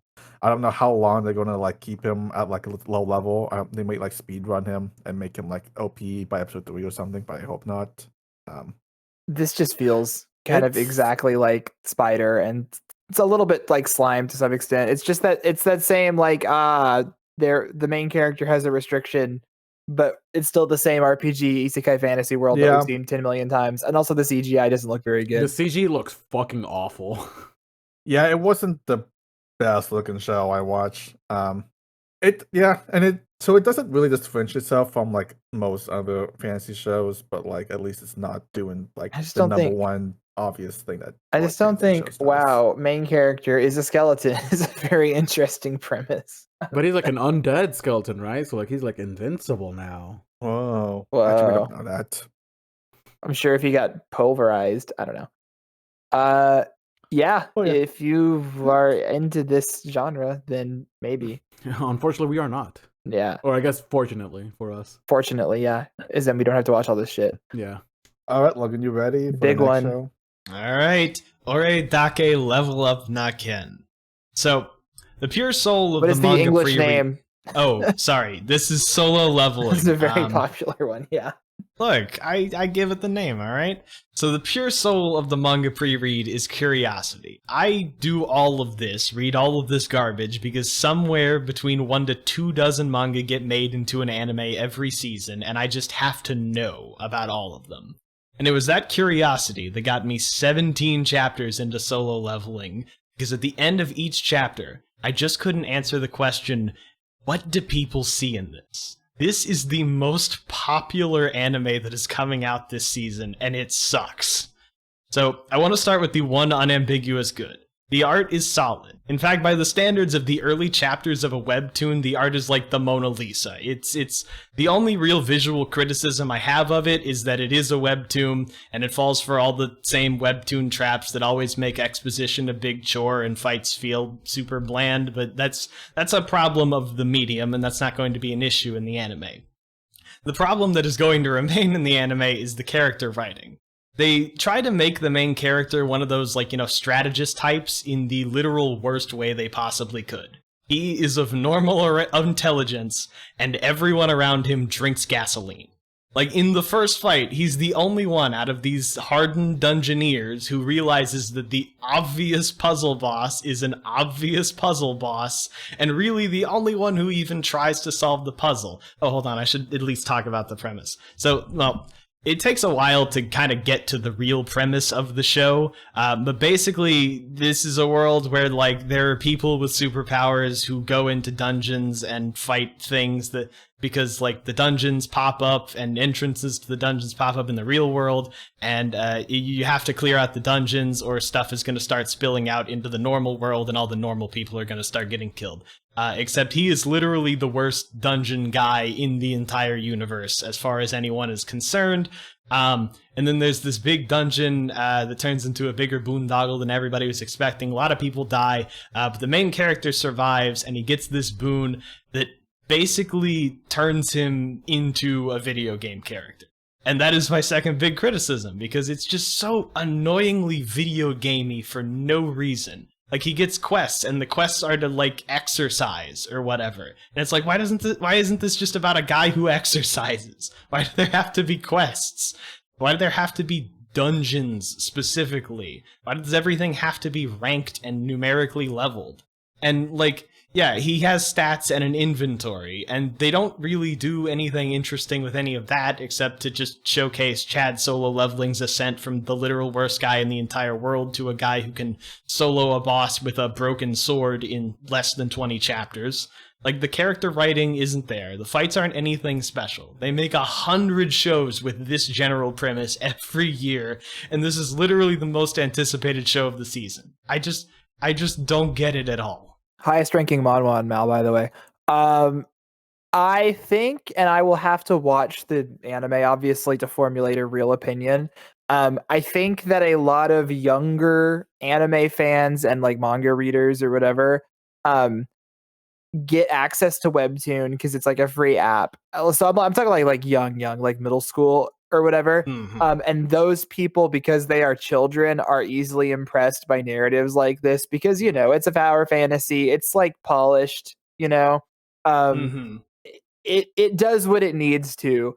And because all of those people in 2018 or whatever started this when they were, children, and they stuck with it the whole time out of sunk cost fallacy, and maybe some of them just haven't read better stuff or whatever.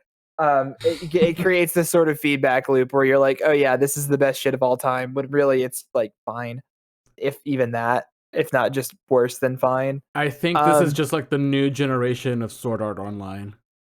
I think it's probably a little bit better than Sword Art. But it's just well made power fantasy action type shit. I don't know. I very, very seriously doubt the writing is any good. Just kind of based on what I know. Although I have had multiple people be bro, this shit is so fire. I had a friend in In college? Yeah, I guess it was in college. Who was really in on the ground floor of this one and talked to me about it all the time. It was oh, this one's really good. And I was maybe.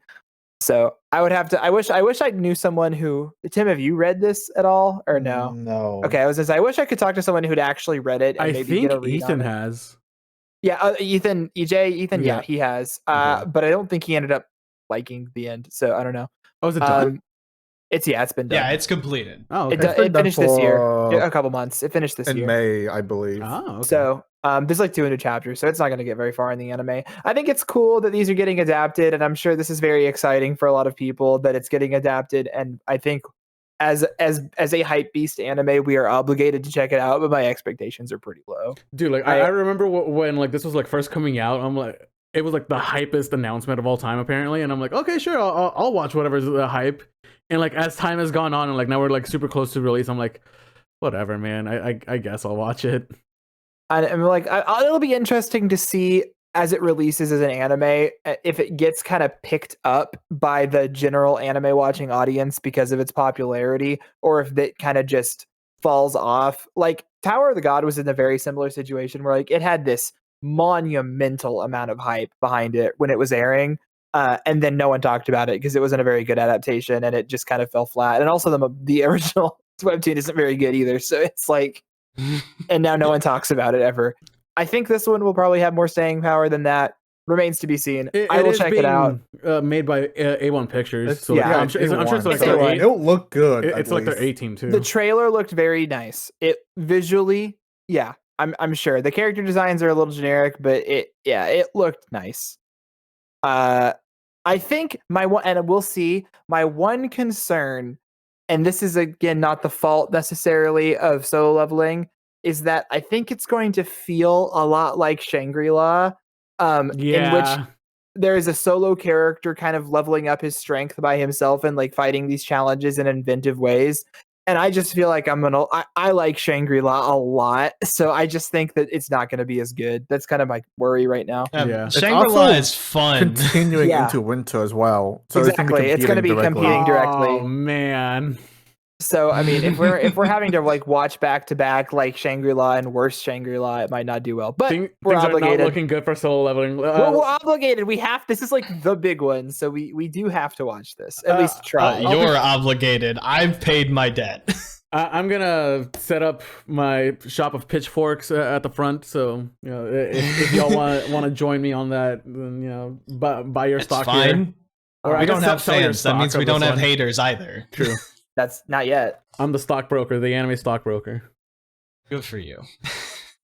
They call me the wolf of Shibuya. Instead of, whatever. All right, let's move on. Logan, this one's also you. This is Oroka na Tenshi wa Akuma to Ororo. And this one I am fully willing to admit, and this is the only time I will ever admit this, that my perspective on a manga may be completely worthless to everybody else, because I get very seriously grossed out by spit, and there were some ahegao. There were some ahegaos in the end of this that have, in my memory, I was like, you know, standing by the trash can for a couple of minutes. Whoa. It was moist and it was wet and it was there were other things about this manga, presumably. It's about like a demon who goes to high school because he's like recruiting someone to fight the angels, and then he meets a girl who's cute, but she's an angel, but she's an asshole, and then the spit happens. Okay, it's Logan, it's you're another. Gonna have to explain the spit to me.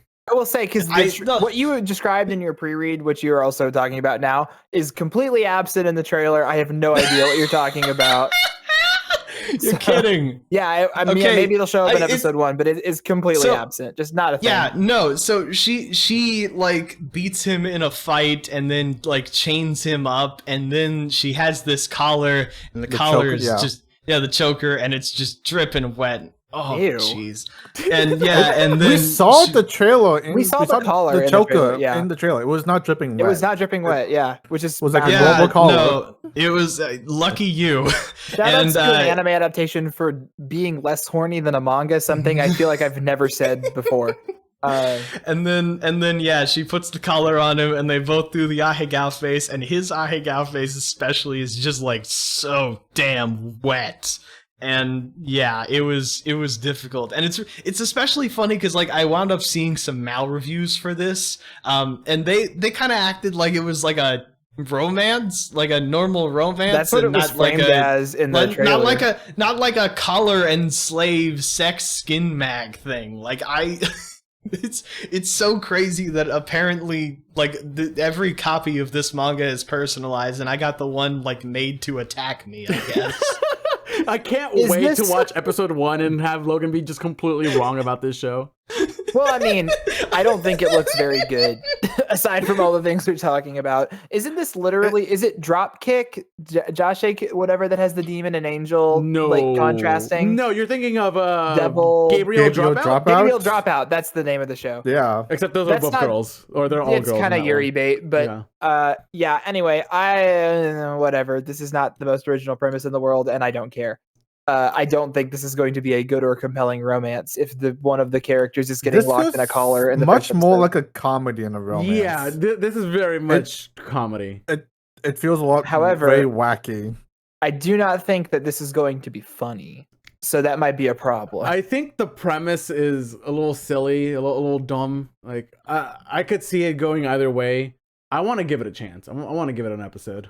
Yeah, go for it. I have zero interest. I'm sure I won't get you guys come out disgusted. or a bunch of reviewers come out and are like, "Oh, it's the greatest show of all time." I doubt very. I want to see seriously. Goku and Luffy show up. Excuse me?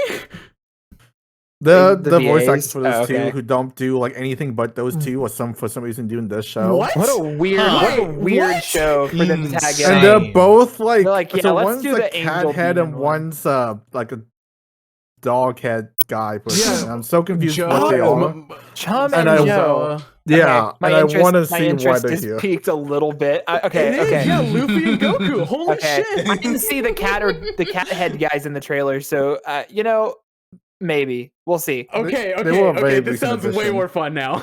Okay. Maybe if we can get over the wet. Thank you, Tim. Thank you for pointing that out. All right, so Juan. excited for the show. Actual Studio LOM is doing this next one. Oh, it is actual studio. Yes. I noticed that. All right. It's weird that I assigned myself this show and I have very few notes about this. Science has finally done it. Cute girls play mahjong. I'm excited to finally learn how to play mahjong. I have a very opposite reaction to you, which is because I do not know how to play mahjong, I probably won't watch this. And if I did know how to play mahjong, then I would be more But Chris, interested. now you get to learn because cute I girls will- are teaching you how to play mahjong. That's the I don't only think way they're I get to teaching- learn things anymore. I don't think they're teaching us. I feel a lot of the shows like this come with the expectation that you know what the game is and how the game works. And They'll No, have it's like a- Eurocamp, you know, like they teach you how to camp. I don't They'll think probably that have that's a what 1 it minute is. segment telling you how to play the game, If it but why won't go helps- too like much past that. If it helps, then that's fine. Okay. My notes on this: hot babes playing mahjong with huge naturals. This is someone's thing, and I'm very happy for them. Honestly, I really like the designs of this character. I really like the fucking scene girl design. I of the actually game. don't. It looks stupid It's a to little me. stupid. It's a little stupid, but it's funny. The rest of the girls, I just like that they're well designed. They do that thing with the like blouses and big boobs. It's good. I could find an excuse to watch this. I have no idea what the fuck is going on with the talking bird. That was such a weird. It was almost a jump scare. I was like, oh, okay, kind of a sexy mahjong situation, and this bird starts talking. I don't know what's going on there at all. Again, if I need to know how to play mahjong to enjoy this show, I will not watch it. If I don't, then maybe I will. Oh, watch it's the episode Thorkill one. voice actor Yeah, who voices the bird. maybe I should just go Oh, he's fucking learn how Yujiro, to play that's right. mahjong. And Akubo from Mob. Mhm. Like that deep. Yeah, that man guy's a really voice. famous BA. Yeah, he yeah, does a lot of stuff. but yeah, mahjong. I don't know. That's about it. That's know. it. It's mahjong, baby. Yeah, I mean they've done mahjong animes before. There has been. Yeah. I've never. Oh, dude, Yeah. there's seen- been several They- mahjong anime. Yeah, There's been 2, I think. Okay, but is No, this the 1. first cute girls playing mahjong? No, no. Dang it. go look up Saki. That's Yeah. probably the most well-known one. Okay. Um, All right. SAKI. Am I doing the next one? I Yes. am doing the next one. Great. Okay. Saki came out in 2009. Anime didn't exist back then. This anime is called Saijaku Tamer wa Gomi Hiroi no Tabi wa Hajimemashite. The weakest tamer began a journey to pick up trash. So she's a tamer or whatever. She sucks. Also this is an isekai. Can't just be a fucking normal fantasy. It's an isekai. She's getting reborn. She gets reborn. She's weakest rank. She sucks. And then she tames a slime. and it's apparently it goes better for both of them, even though it's like the weakest girl with the weakest monster, but they have a cute relationship. I think I said this earlier in our group chat. If I could go back in time and ensure that Dragon Quest never got made, then maybe anime would be more original. I get it. I understand. You really like Dragon Quest. You played a lot of those games. You really love them. They're a core part of your childhood. We do not need to make every single fucking anime Dragon Quest, and this is very much Dragon Quest. So I don't know, man. It's cute. Like, the designs are cute. I'm sure it's very sad to watch her parents yell at her for sucking at RPG. Imagine you get isekai and you're from your shitty Japanese like salaryman life or whatever her problem. I don't know if that's even a part of this narrative. And then your parents are abusive because you're bad at the game world that you got born into. Must really suck. I don't know. This did not look good. It's just another isekai. They're of the like 10 that are airing this season. It's a little bit cute, I guess. If you like Dragon Quest, really wholesome. But like other than that though, like it's the abuse. It's not really like grabbing me. Like it's if I'm like struggling to like find more shows to watch, I guess I'll add it to my list. But like otherwise, I simply would enjoy the bliss of not having as many shows to watch. True. No, there's no way in hell I'm watching this. Any other thoughts from the others? Great. Sounds great. All right, next up. All right. It's more. So this is Saikyo Tank no Meikyu Kyuraku Tairyoku Kyusen Kyuhaku Kyuju Kyu no Rare Skill Mochi Tank Yusha Party wo Suiho Sairu. The strongest in English, tanks, the strongest tanks labyrinth raids. A tank with a rare 999 resistance skill got kicked from the hero's party. The audacity. The impudence, the unmitigated gall to make this first chapter 80 pages long for the really stock. Like, this isn't technically an isekai, but it basically could have been an isekai. It's a native isekai, whatever. They needed 80 pages to set this up.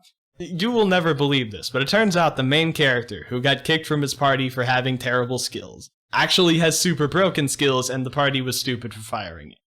And they, like, at least make it obvious that he was actually fired because the Yusha-sama wanted to replace him with hot girls. But why, you may ask, did he have to be replaced at all? Because, dear listener, this universe has built-in RPG party size limits. You cannot go into a dungeon, which is just a place with more than 6 people.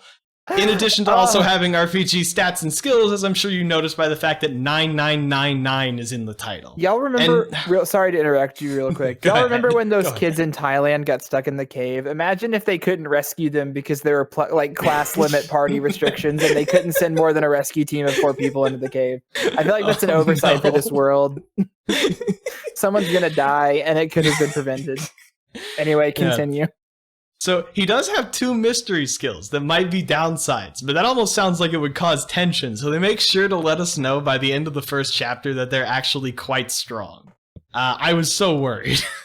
One of them is even a powerful offensive skill, so he doesn't really even need teammates, even though I'm sure he will get them.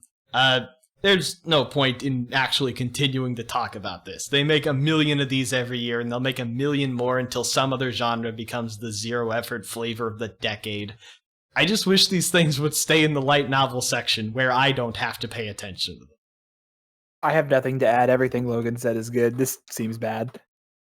So. Yeah, this is... It's our award winner for longest title anime of the season. And it is the biggest skip of my life, so we can move on from that. Yeah, is it the longest title for this season? Probably. This season, I think so. I thought 7 Loop was longer. 7 Loop close, is longer written out, but if you actually pronounce it, I'm pretty sure this one is longer because you have to the English say translation is longer. Kyuhaku, Kyuju, Q. You can just say, that's for the non-Japanese speakers. Those are the 9s I was alluding to earlier. That is 9999999 or whatever. It's 4 9s. 4 9s. Oh, it's only 4 9s. That's reasonable. That's a reasonable. Okay. Who is doing the next one? It is Tim. All right, Tim. Well, back to Isekai Land, even though it's not tagged Isekai, but it should be. I'll This fix one is that. weird because I think he is bouncing back and forth between them. Yeah, so he goes back and forth between the which two. is I will So- give credit as one of the few shows that's actually doing that. You know, It keeps it kind of interesting, that aspect. So this is just your average, like, middle-aged salaryman guy, and he really likes cute animals, especially cute cats. So I think Logan could relate. But he like doesn't feel confident enough to take care of a cat, so he goes and adopt a bird instead. But lo and behold, this bird is actually this this like mage guy who's super powerful, and he makes a contract with him to like give him some of his powers in order to him to help because he's in a bird and he can't really do anything as a bird. So what does this guy do with his all new magical power? Nothing. He just goes back to work. His most sought out ability is to teleport, so he can save time on going to train. So he's not really like out there to become OP or go on Grand Adventures. He's just like a average salaryman worker. He does go back and forth between like the bird's original like word and his word, and they start a whole like business there where he's like selling them like salt for like $10 million because salt's very valuable there. So he does that like classic cliche thing, and he's like making a business, and he's kind of enjoying life as like a normal businessman, kind of the same. But then like he's trying to live his own life, but suddenly he gets like attacked by random assassin with magic powers, and so it seems like it's going to like shift from this guy trying to like live in peace to like he's going to be dragged into like some like magical battle thing. Overall it was like I like the whole going back and forth. I like how the guy was like, I got these cool powers, I'm going to use powers to save on my commute, which I think we could all relate to. He doesn't have any inhibitions. It was like, I like they didn't default to like it's an isekai, we gotta make him fight the demon lord now. It's got this like chill kind of fun vibe. I kind of relate to the main guy. He's like Sugita's like great in it, dude. Tomokazu Sugita's the main guy. Like I gotta watch it just for that. I think that this one I can safely give it the most interesting isekai premise for the season award, which is a low bar, but there, you can have it. Congratulations. Will I watch this? Only if everyone says it's really good. I think that you don't want to give it a shot. You don't want to give it episode 1. I'm gonna need other people to watch it before. Maybe I'll watch episode 1. I want to watch it. I want to watch episode 1. Yeah, I think you guys should do episode 1. It was fun. It was. Did you already like see it at an anime convention? Yeah. Okay. If you I think it's everything solid, I'm thinking about is I've seen the first episode of. If you think it's solid enough, then I would probably give it the old college checkout. But again, I am so done and tired with isekai that it would have to really stand out for me to watch the full season. Like, there's no warning signs that's like, oh, this is going to be bad, we should drop this. But there's also, and it's like different enough from like all the other guys that I think it's like worth watching. There's no real like serious hook. Like these are the like ABCs of why everyone should be watching the show, because it's more of a laid back show. And if you're cool with that, then it has fun, kind of cute moments. It's there. I like the full going back and forth element. That's been done a couple times, but it can be interesting. I will admit, and maybe this is just a double standard, I think Juan could agree with me. This is a salary woman, like a middle-aged salary woman instead of a man. Anime of this season. Anyway. Wow, Chris is very sexist here, huh? I'm just not a DILF enjoyer, and if you're a DILF enjoyer, I'm sure you feel exactly the same way. He's not even that DILFy. I think he's just like a guy. He's really just a normal middle-aged man who doesn't even look that good. I would take a normal middle-aged woman. Anyway. Okay. Well, no, I think the main guy does a lot. By the way, I don't think we're pointing enough emphasis on the bird, the Pichan. Yeah. It's like an adorable little parakeet. The bird's very cute. And the birds are like a fucking mage too, so like I think that's really fun. It's a fun little premise. There's a lot of fun things going on. All right, next up. All right, Logan, it's time. Oh baby! All right, so Sengoku Youko. This is Satoshi Mizukami, the author of Lucifer and the Biscuit Hammer, Spirit Circle, Oh, it is. others. Planet Earth, yeah. What my favorite mangaka of all time. This is his most classic shonen, for better and for worse. This is the least of his like big three, that being Biscuit Hammer, Spirit Circle, and this. Which still means it would pretty comfortably make my manga 4x4 if I were cowardly enough to create such a monstrosity.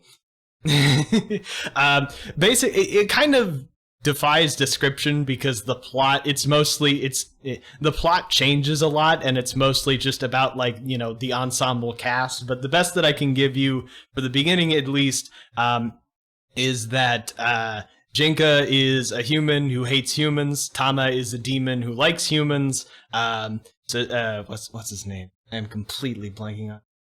Hate myself. The swordsman? Is it Shinsuke? Yeah, Shinsuke. Yeah. Shinsuke is a samurai who sucks, and Shaku is a rock. And they go on for a little while, just some kind of Monster of the Weeky adventures, and then some stuff happens. And its most prominent flaw, and this is the worst flaw that something can have when you're trying to recommend it to somebody else, is that it starts kind of slow. It's Monster of the Weeky. It doesn't lead with its strongest characters. Like Shinsuke especially is at the start of a very long arc, and he's going to grow into a really excellent character, but at the start he's just like a samurai who sucks, and that's not, you know, a great hook, I think. But Black Clover, the like Black Clover gets good after 600 chapters, I swear thing is the exact opposite of my ethos. But this one, I promise you, is a genuine grower. Like, if you're a little bored watching it, or if you're just kind of confused why people like me dick ride this series so hard, just give it some rope and you will be justly rewarded, because the rewards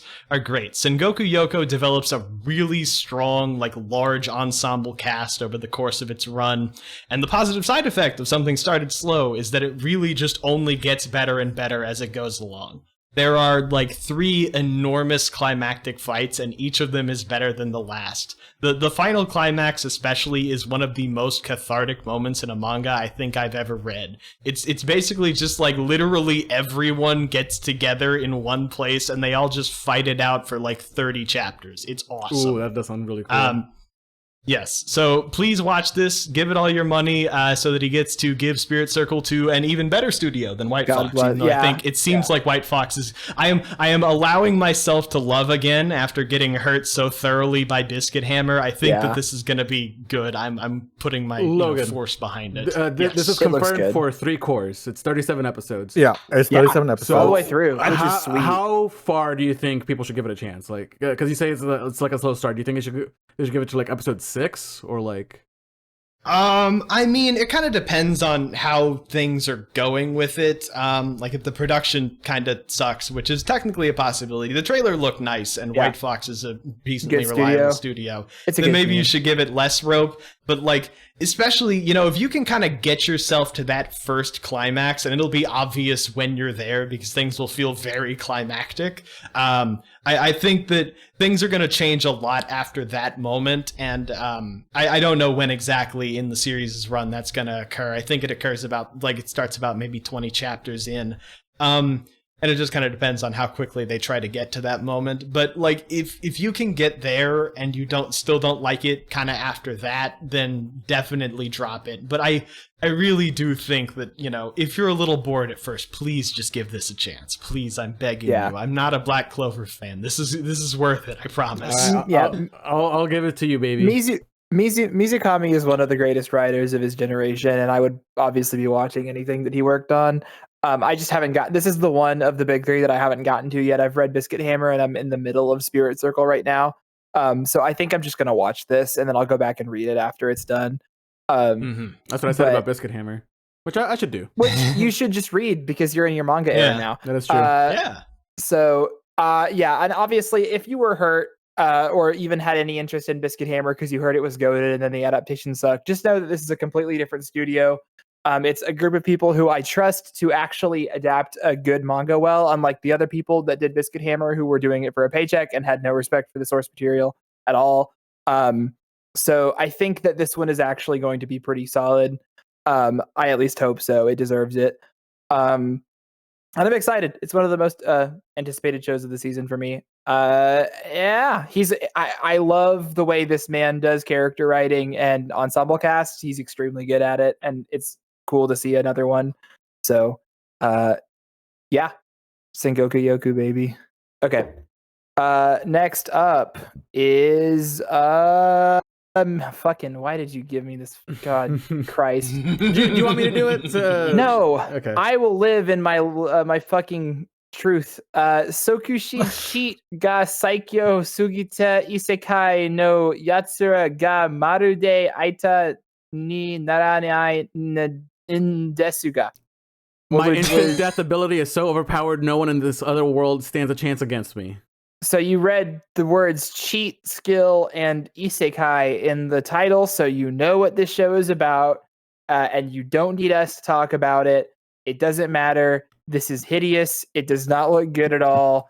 There is no redeeming qualities about it. This is not going to be a good anime. Please don't watch it. The hook on this one is that an entire class got isekai'd, and they all I have don't care. powers.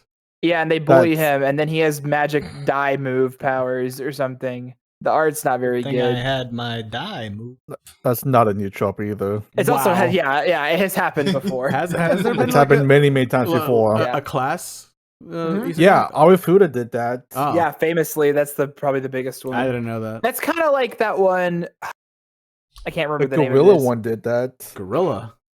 Yeah, from the same author who did Cheat Skill. They made a thing where the guy gets isekai and his powers, he smells so bad. It's bad What a GL. shit power!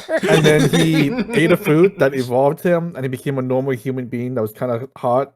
And then he seduced a gorilla who also turned into a hot girl. Wow.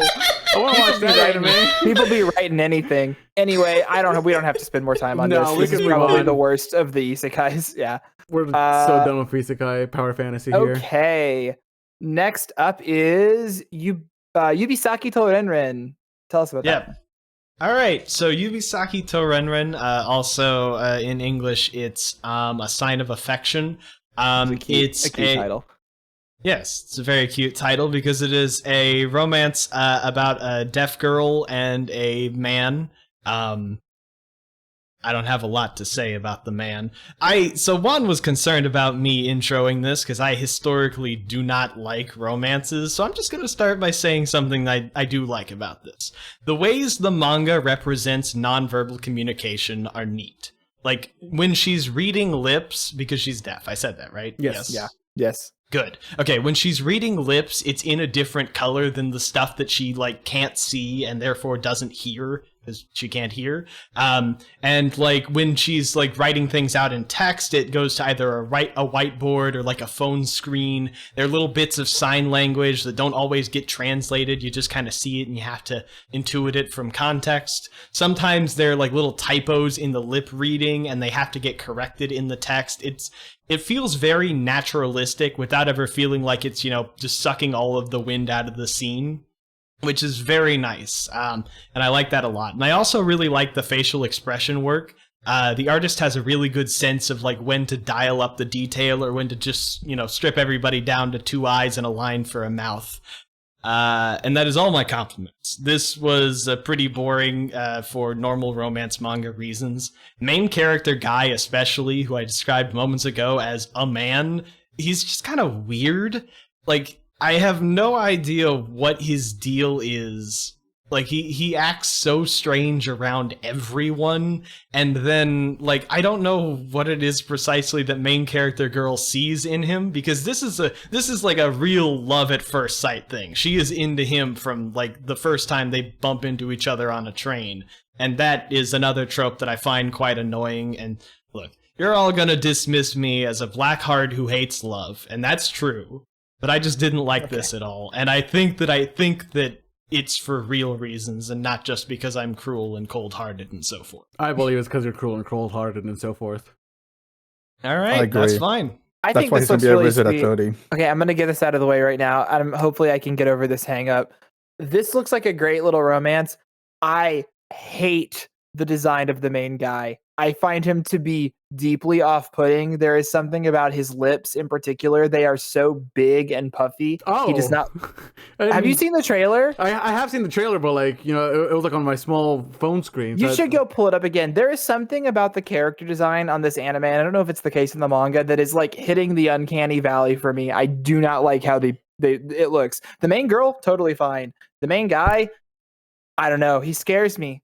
I'm gonna watch episode 1 of this because it seems really sweet, and otherwise like looks very nice. And it's a fun premise. Oh, he's not that bad, Chris. Go fuck yourself. I don't know, he man. He doesn't look that bad in motion. Like from the art preview, like yeah, he does look a little weird, but like in motion, like he looks fine. No, man. This man just doesn't like DSLs.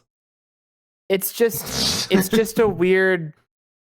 I don't know, man. The lips are definitely not my preference, but they're like I don't like not that much of a distraction to me. I'm just looking at it. They're so puffy. Anyway. So yeah. So Yurusaki Renren. That being aside, I think it looks fine. Yeah. Yeah. Yurusaki Renren. It was a very cute first episode. I'm really glad Logan brought up the facial expression because they also did. I'm pretty sure they translated that pretty well into the anime because I had the exact same compliment that I think that's good. They had a really wide range facial expression. They were all very cute and adorable, and I loved it.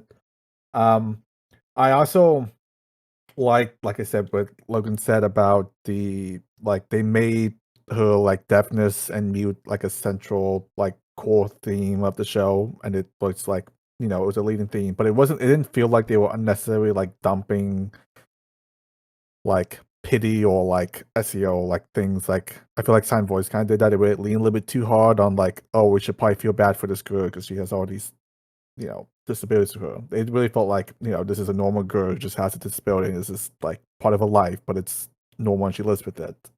I do get Logan's issue with the man and thing because I think the anime kind of explained it a little bit on the manga did, but it's basically like she met this really cute guy on the train, and then she was like kind of like crushing on him a little bit. She wasn't like, oh, I'm in love with you and everything. She was like, oh, this is really cute. I can't stop thinking about him for a while, which is kind of a crushing. And then they like move on to like going to his workplace to kind of get to know him better, and they kind of become like friends before it. So I get it is a romance. It probably will become a romance.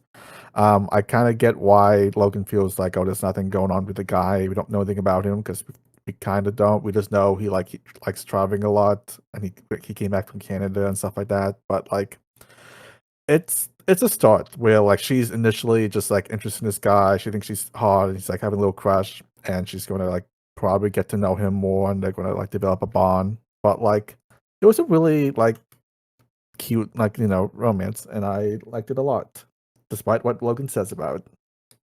This looks like a diamond within like this slop of a season. Like it's an adult romance, like college. They're in college.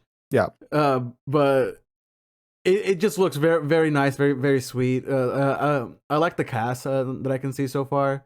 I'm very excited for this. Like this looks. I wouldn't say very excited. I'm gonna have to actually watch it and determine if the writing is good. But it looks like it's being made with care, at least. It's cool to see like deaf representation outside of a silent voice, which is obviously good as well. So I am definitely gonna check this one out. It seems cute. If I can get over what the fucking guy looks like. I swear it's just a you thing, Chris. Like I said that. I said that up front. I can see what Chris is going with, but I don't think it's anywhere near as bad as what he's making it out to be. If you it bothered me a little bit, but it's not like a deal breaker or anything. It's just like something I gotta get used to. With this, I feel like I will also probably get used to it. If you saw the later half of the Saw series, Chris, you'd be a wreck because the main guy has those huge DSLs too, and they're like my favorite thing of all time. Well, I mean, that's a real human being, so I don't think it's gonna hit the uncanny valley. You'd be surprised. Okay. All right. Last on our list, and it does kind of suck to end with a whimper, is a show called Yuki Bakuhatsu Bang Bravin, or Bang Bang Bang Bravin, or Bravern? I don't know. This is a kind of shitty looking CGI mech show out of Cygames Pictures that is JDF propaganda. I'm sorry to report it, but it's like a co-op between the U.S. Marine Corps and the JDF to fight something in Hawaii. I'm not really sure what they're fighting. There's not very much information in the trailer I watched. Was pretty limited. The CGI is middling, and it is just like obvious military propaganda. So I don't care. See me like 0 out of 10. See me after class. I mean, I guess it's been a minute since we've had proper JDF propaganda anime. We should probably be phasing this out. Interesting that it's from side games, since they basically only do like gacha game adaptations. Maybe they'll make a gacha game for this. And usually pretty like yeah, the last, well done. The last actually. anime they worked on was Idolmaster Cinderella Girls. They did Idolmaster, they did Uma Musume, and they did Princess Connect. Yeah, they have not made as many of these types of shows. I don't know. But Side Games has worked on a ton, like just this, not the independent studios, but like before they were an independent studio, they've worked on a lot of shows like this. So I'm not that surprised. Anyway, yeah, I don't know. It's JDF propaganda. If you're a right-wing Japanese nationalist, then I don't think it's JDF propaganda. What do you mean? It's about the JDF. Yeah, but it's not like Gate where like, oh, JDF is like this invincible army. I mean, that's I like haven't actually better watched than it. the I'm Russian, just making Chinese, and American all put together. It's like, yeah, at least in this one, they're collaborating with the they're American. just Japan. They need an army to go to military. JDF. They're not going to use like, whose army do you think they're going to use in a Japanese anime? I'm always extremely wary of JDF related anime because they can. Okay. There's a very big group of not very good people who. Anyway, I don't want to get too deep into specific Japanese politics. The main thing is that this doesn't look very good. It looks like worse CGI than you could get in like the mechs are very similar to Mech Warrior. I don't know. Just go play Mech Warrior 6. Or no, Mech Armored Core, sorry, is what I meant to say. Go play Armored Core. You'll get more out of it. Which again, not the best way to end our show, but that's where we're at. And that is the last one on our list here. There's so much Now slop we can this do season. Top 3. Dude. Woo! Yeah, this one is a little bit weaker, but that's great because there are it's not as bad as it sounds because there's a bunch of like continuing anime from last season. Including Fusuria is continuing, Friren's continuing, Shangri-La is continuing. Yeah. So there's a bunch of very good shows that are also going to be ongoing as well. Undead Unluck is continuing. Yeah. Oh my god. Yeah, there's like 4 or 5 really good shows that are ongoing. So you got all that. All right, top 3, everybody. All right. I usually start these, and I feel like there's gonna be like a lot of similar answers to this one, so I'm gonna go like a little different on mine. So my number 1 is Metallic Rouge. That one really caught me off guard, and that looks so cool. Like just from the trailer, it looks so cool to me. Number 2, I would say Yubisaki to Renren. Like I think it has a lot of potential of being like a good romance. And number 3, I'm gonna say Buchigiri. Like that looks really fun. Like I think it's gonna be a show that I'll be having a lot of fun with week to week. Awesome. Yeah, there's obviously slim pickings. I'll go in reverse order. I'll say number 3, Sengoku Youko. Very excited to see this one. I was very surprised and excited that it even got announced in the first place. It's like a thing that was happening. I will say Metallic Rouge. I love Bones. I love Bones' original stuff, at least when it's good, and this one is promising to be pretty good. And then obviously my number 1, it just has to be Dungeon Meshi, Studio Trigger. Let's go. Soft honorable mention to Buchigiri, which I think is going to be fun as well. But yeah, those are mine. So it's extremely slim pickings for me in the sense that I think I only have 4 shows that I'm watching. So number 1, it's Sengoku Youko. I hope that they do a good job with this one. Number 2 is probably Dungeon Meshi. And number 3, I'm gonna go on a limb and say Buchigiri. That one looked pretty fun, and I liked Skate the Infinity. So what's your number 4? Since you said you only have 4. Number 4 is probably Metallic Rouge, okay. And I think that's like literally it. Fair enough. Fabulous. Number 3, Yubisaki to Renren. I already talked about how much I liked the first episode of that. Number 2, Dungeon Meshi. I think we all agree, all a fan. And then number 1 is going to be Metallic Rouge. Yeah, so kind of some overlap, but clearly there are some cream rising up to the top of the slop pile. But yeah, it's definitely a little bit weaker. But we'll check back in a couple of. Well, it's going to be a while actually. I think the next episode that you're going to get from us is going to be the fall review, which will be maybe 2 episodes because there is so much shit that we have to cover in that episode. We might do a special that covers Jujutsu Kaisen and Attack on Titan, just kind of as these two shonen like monoliths that all both ended at the same season.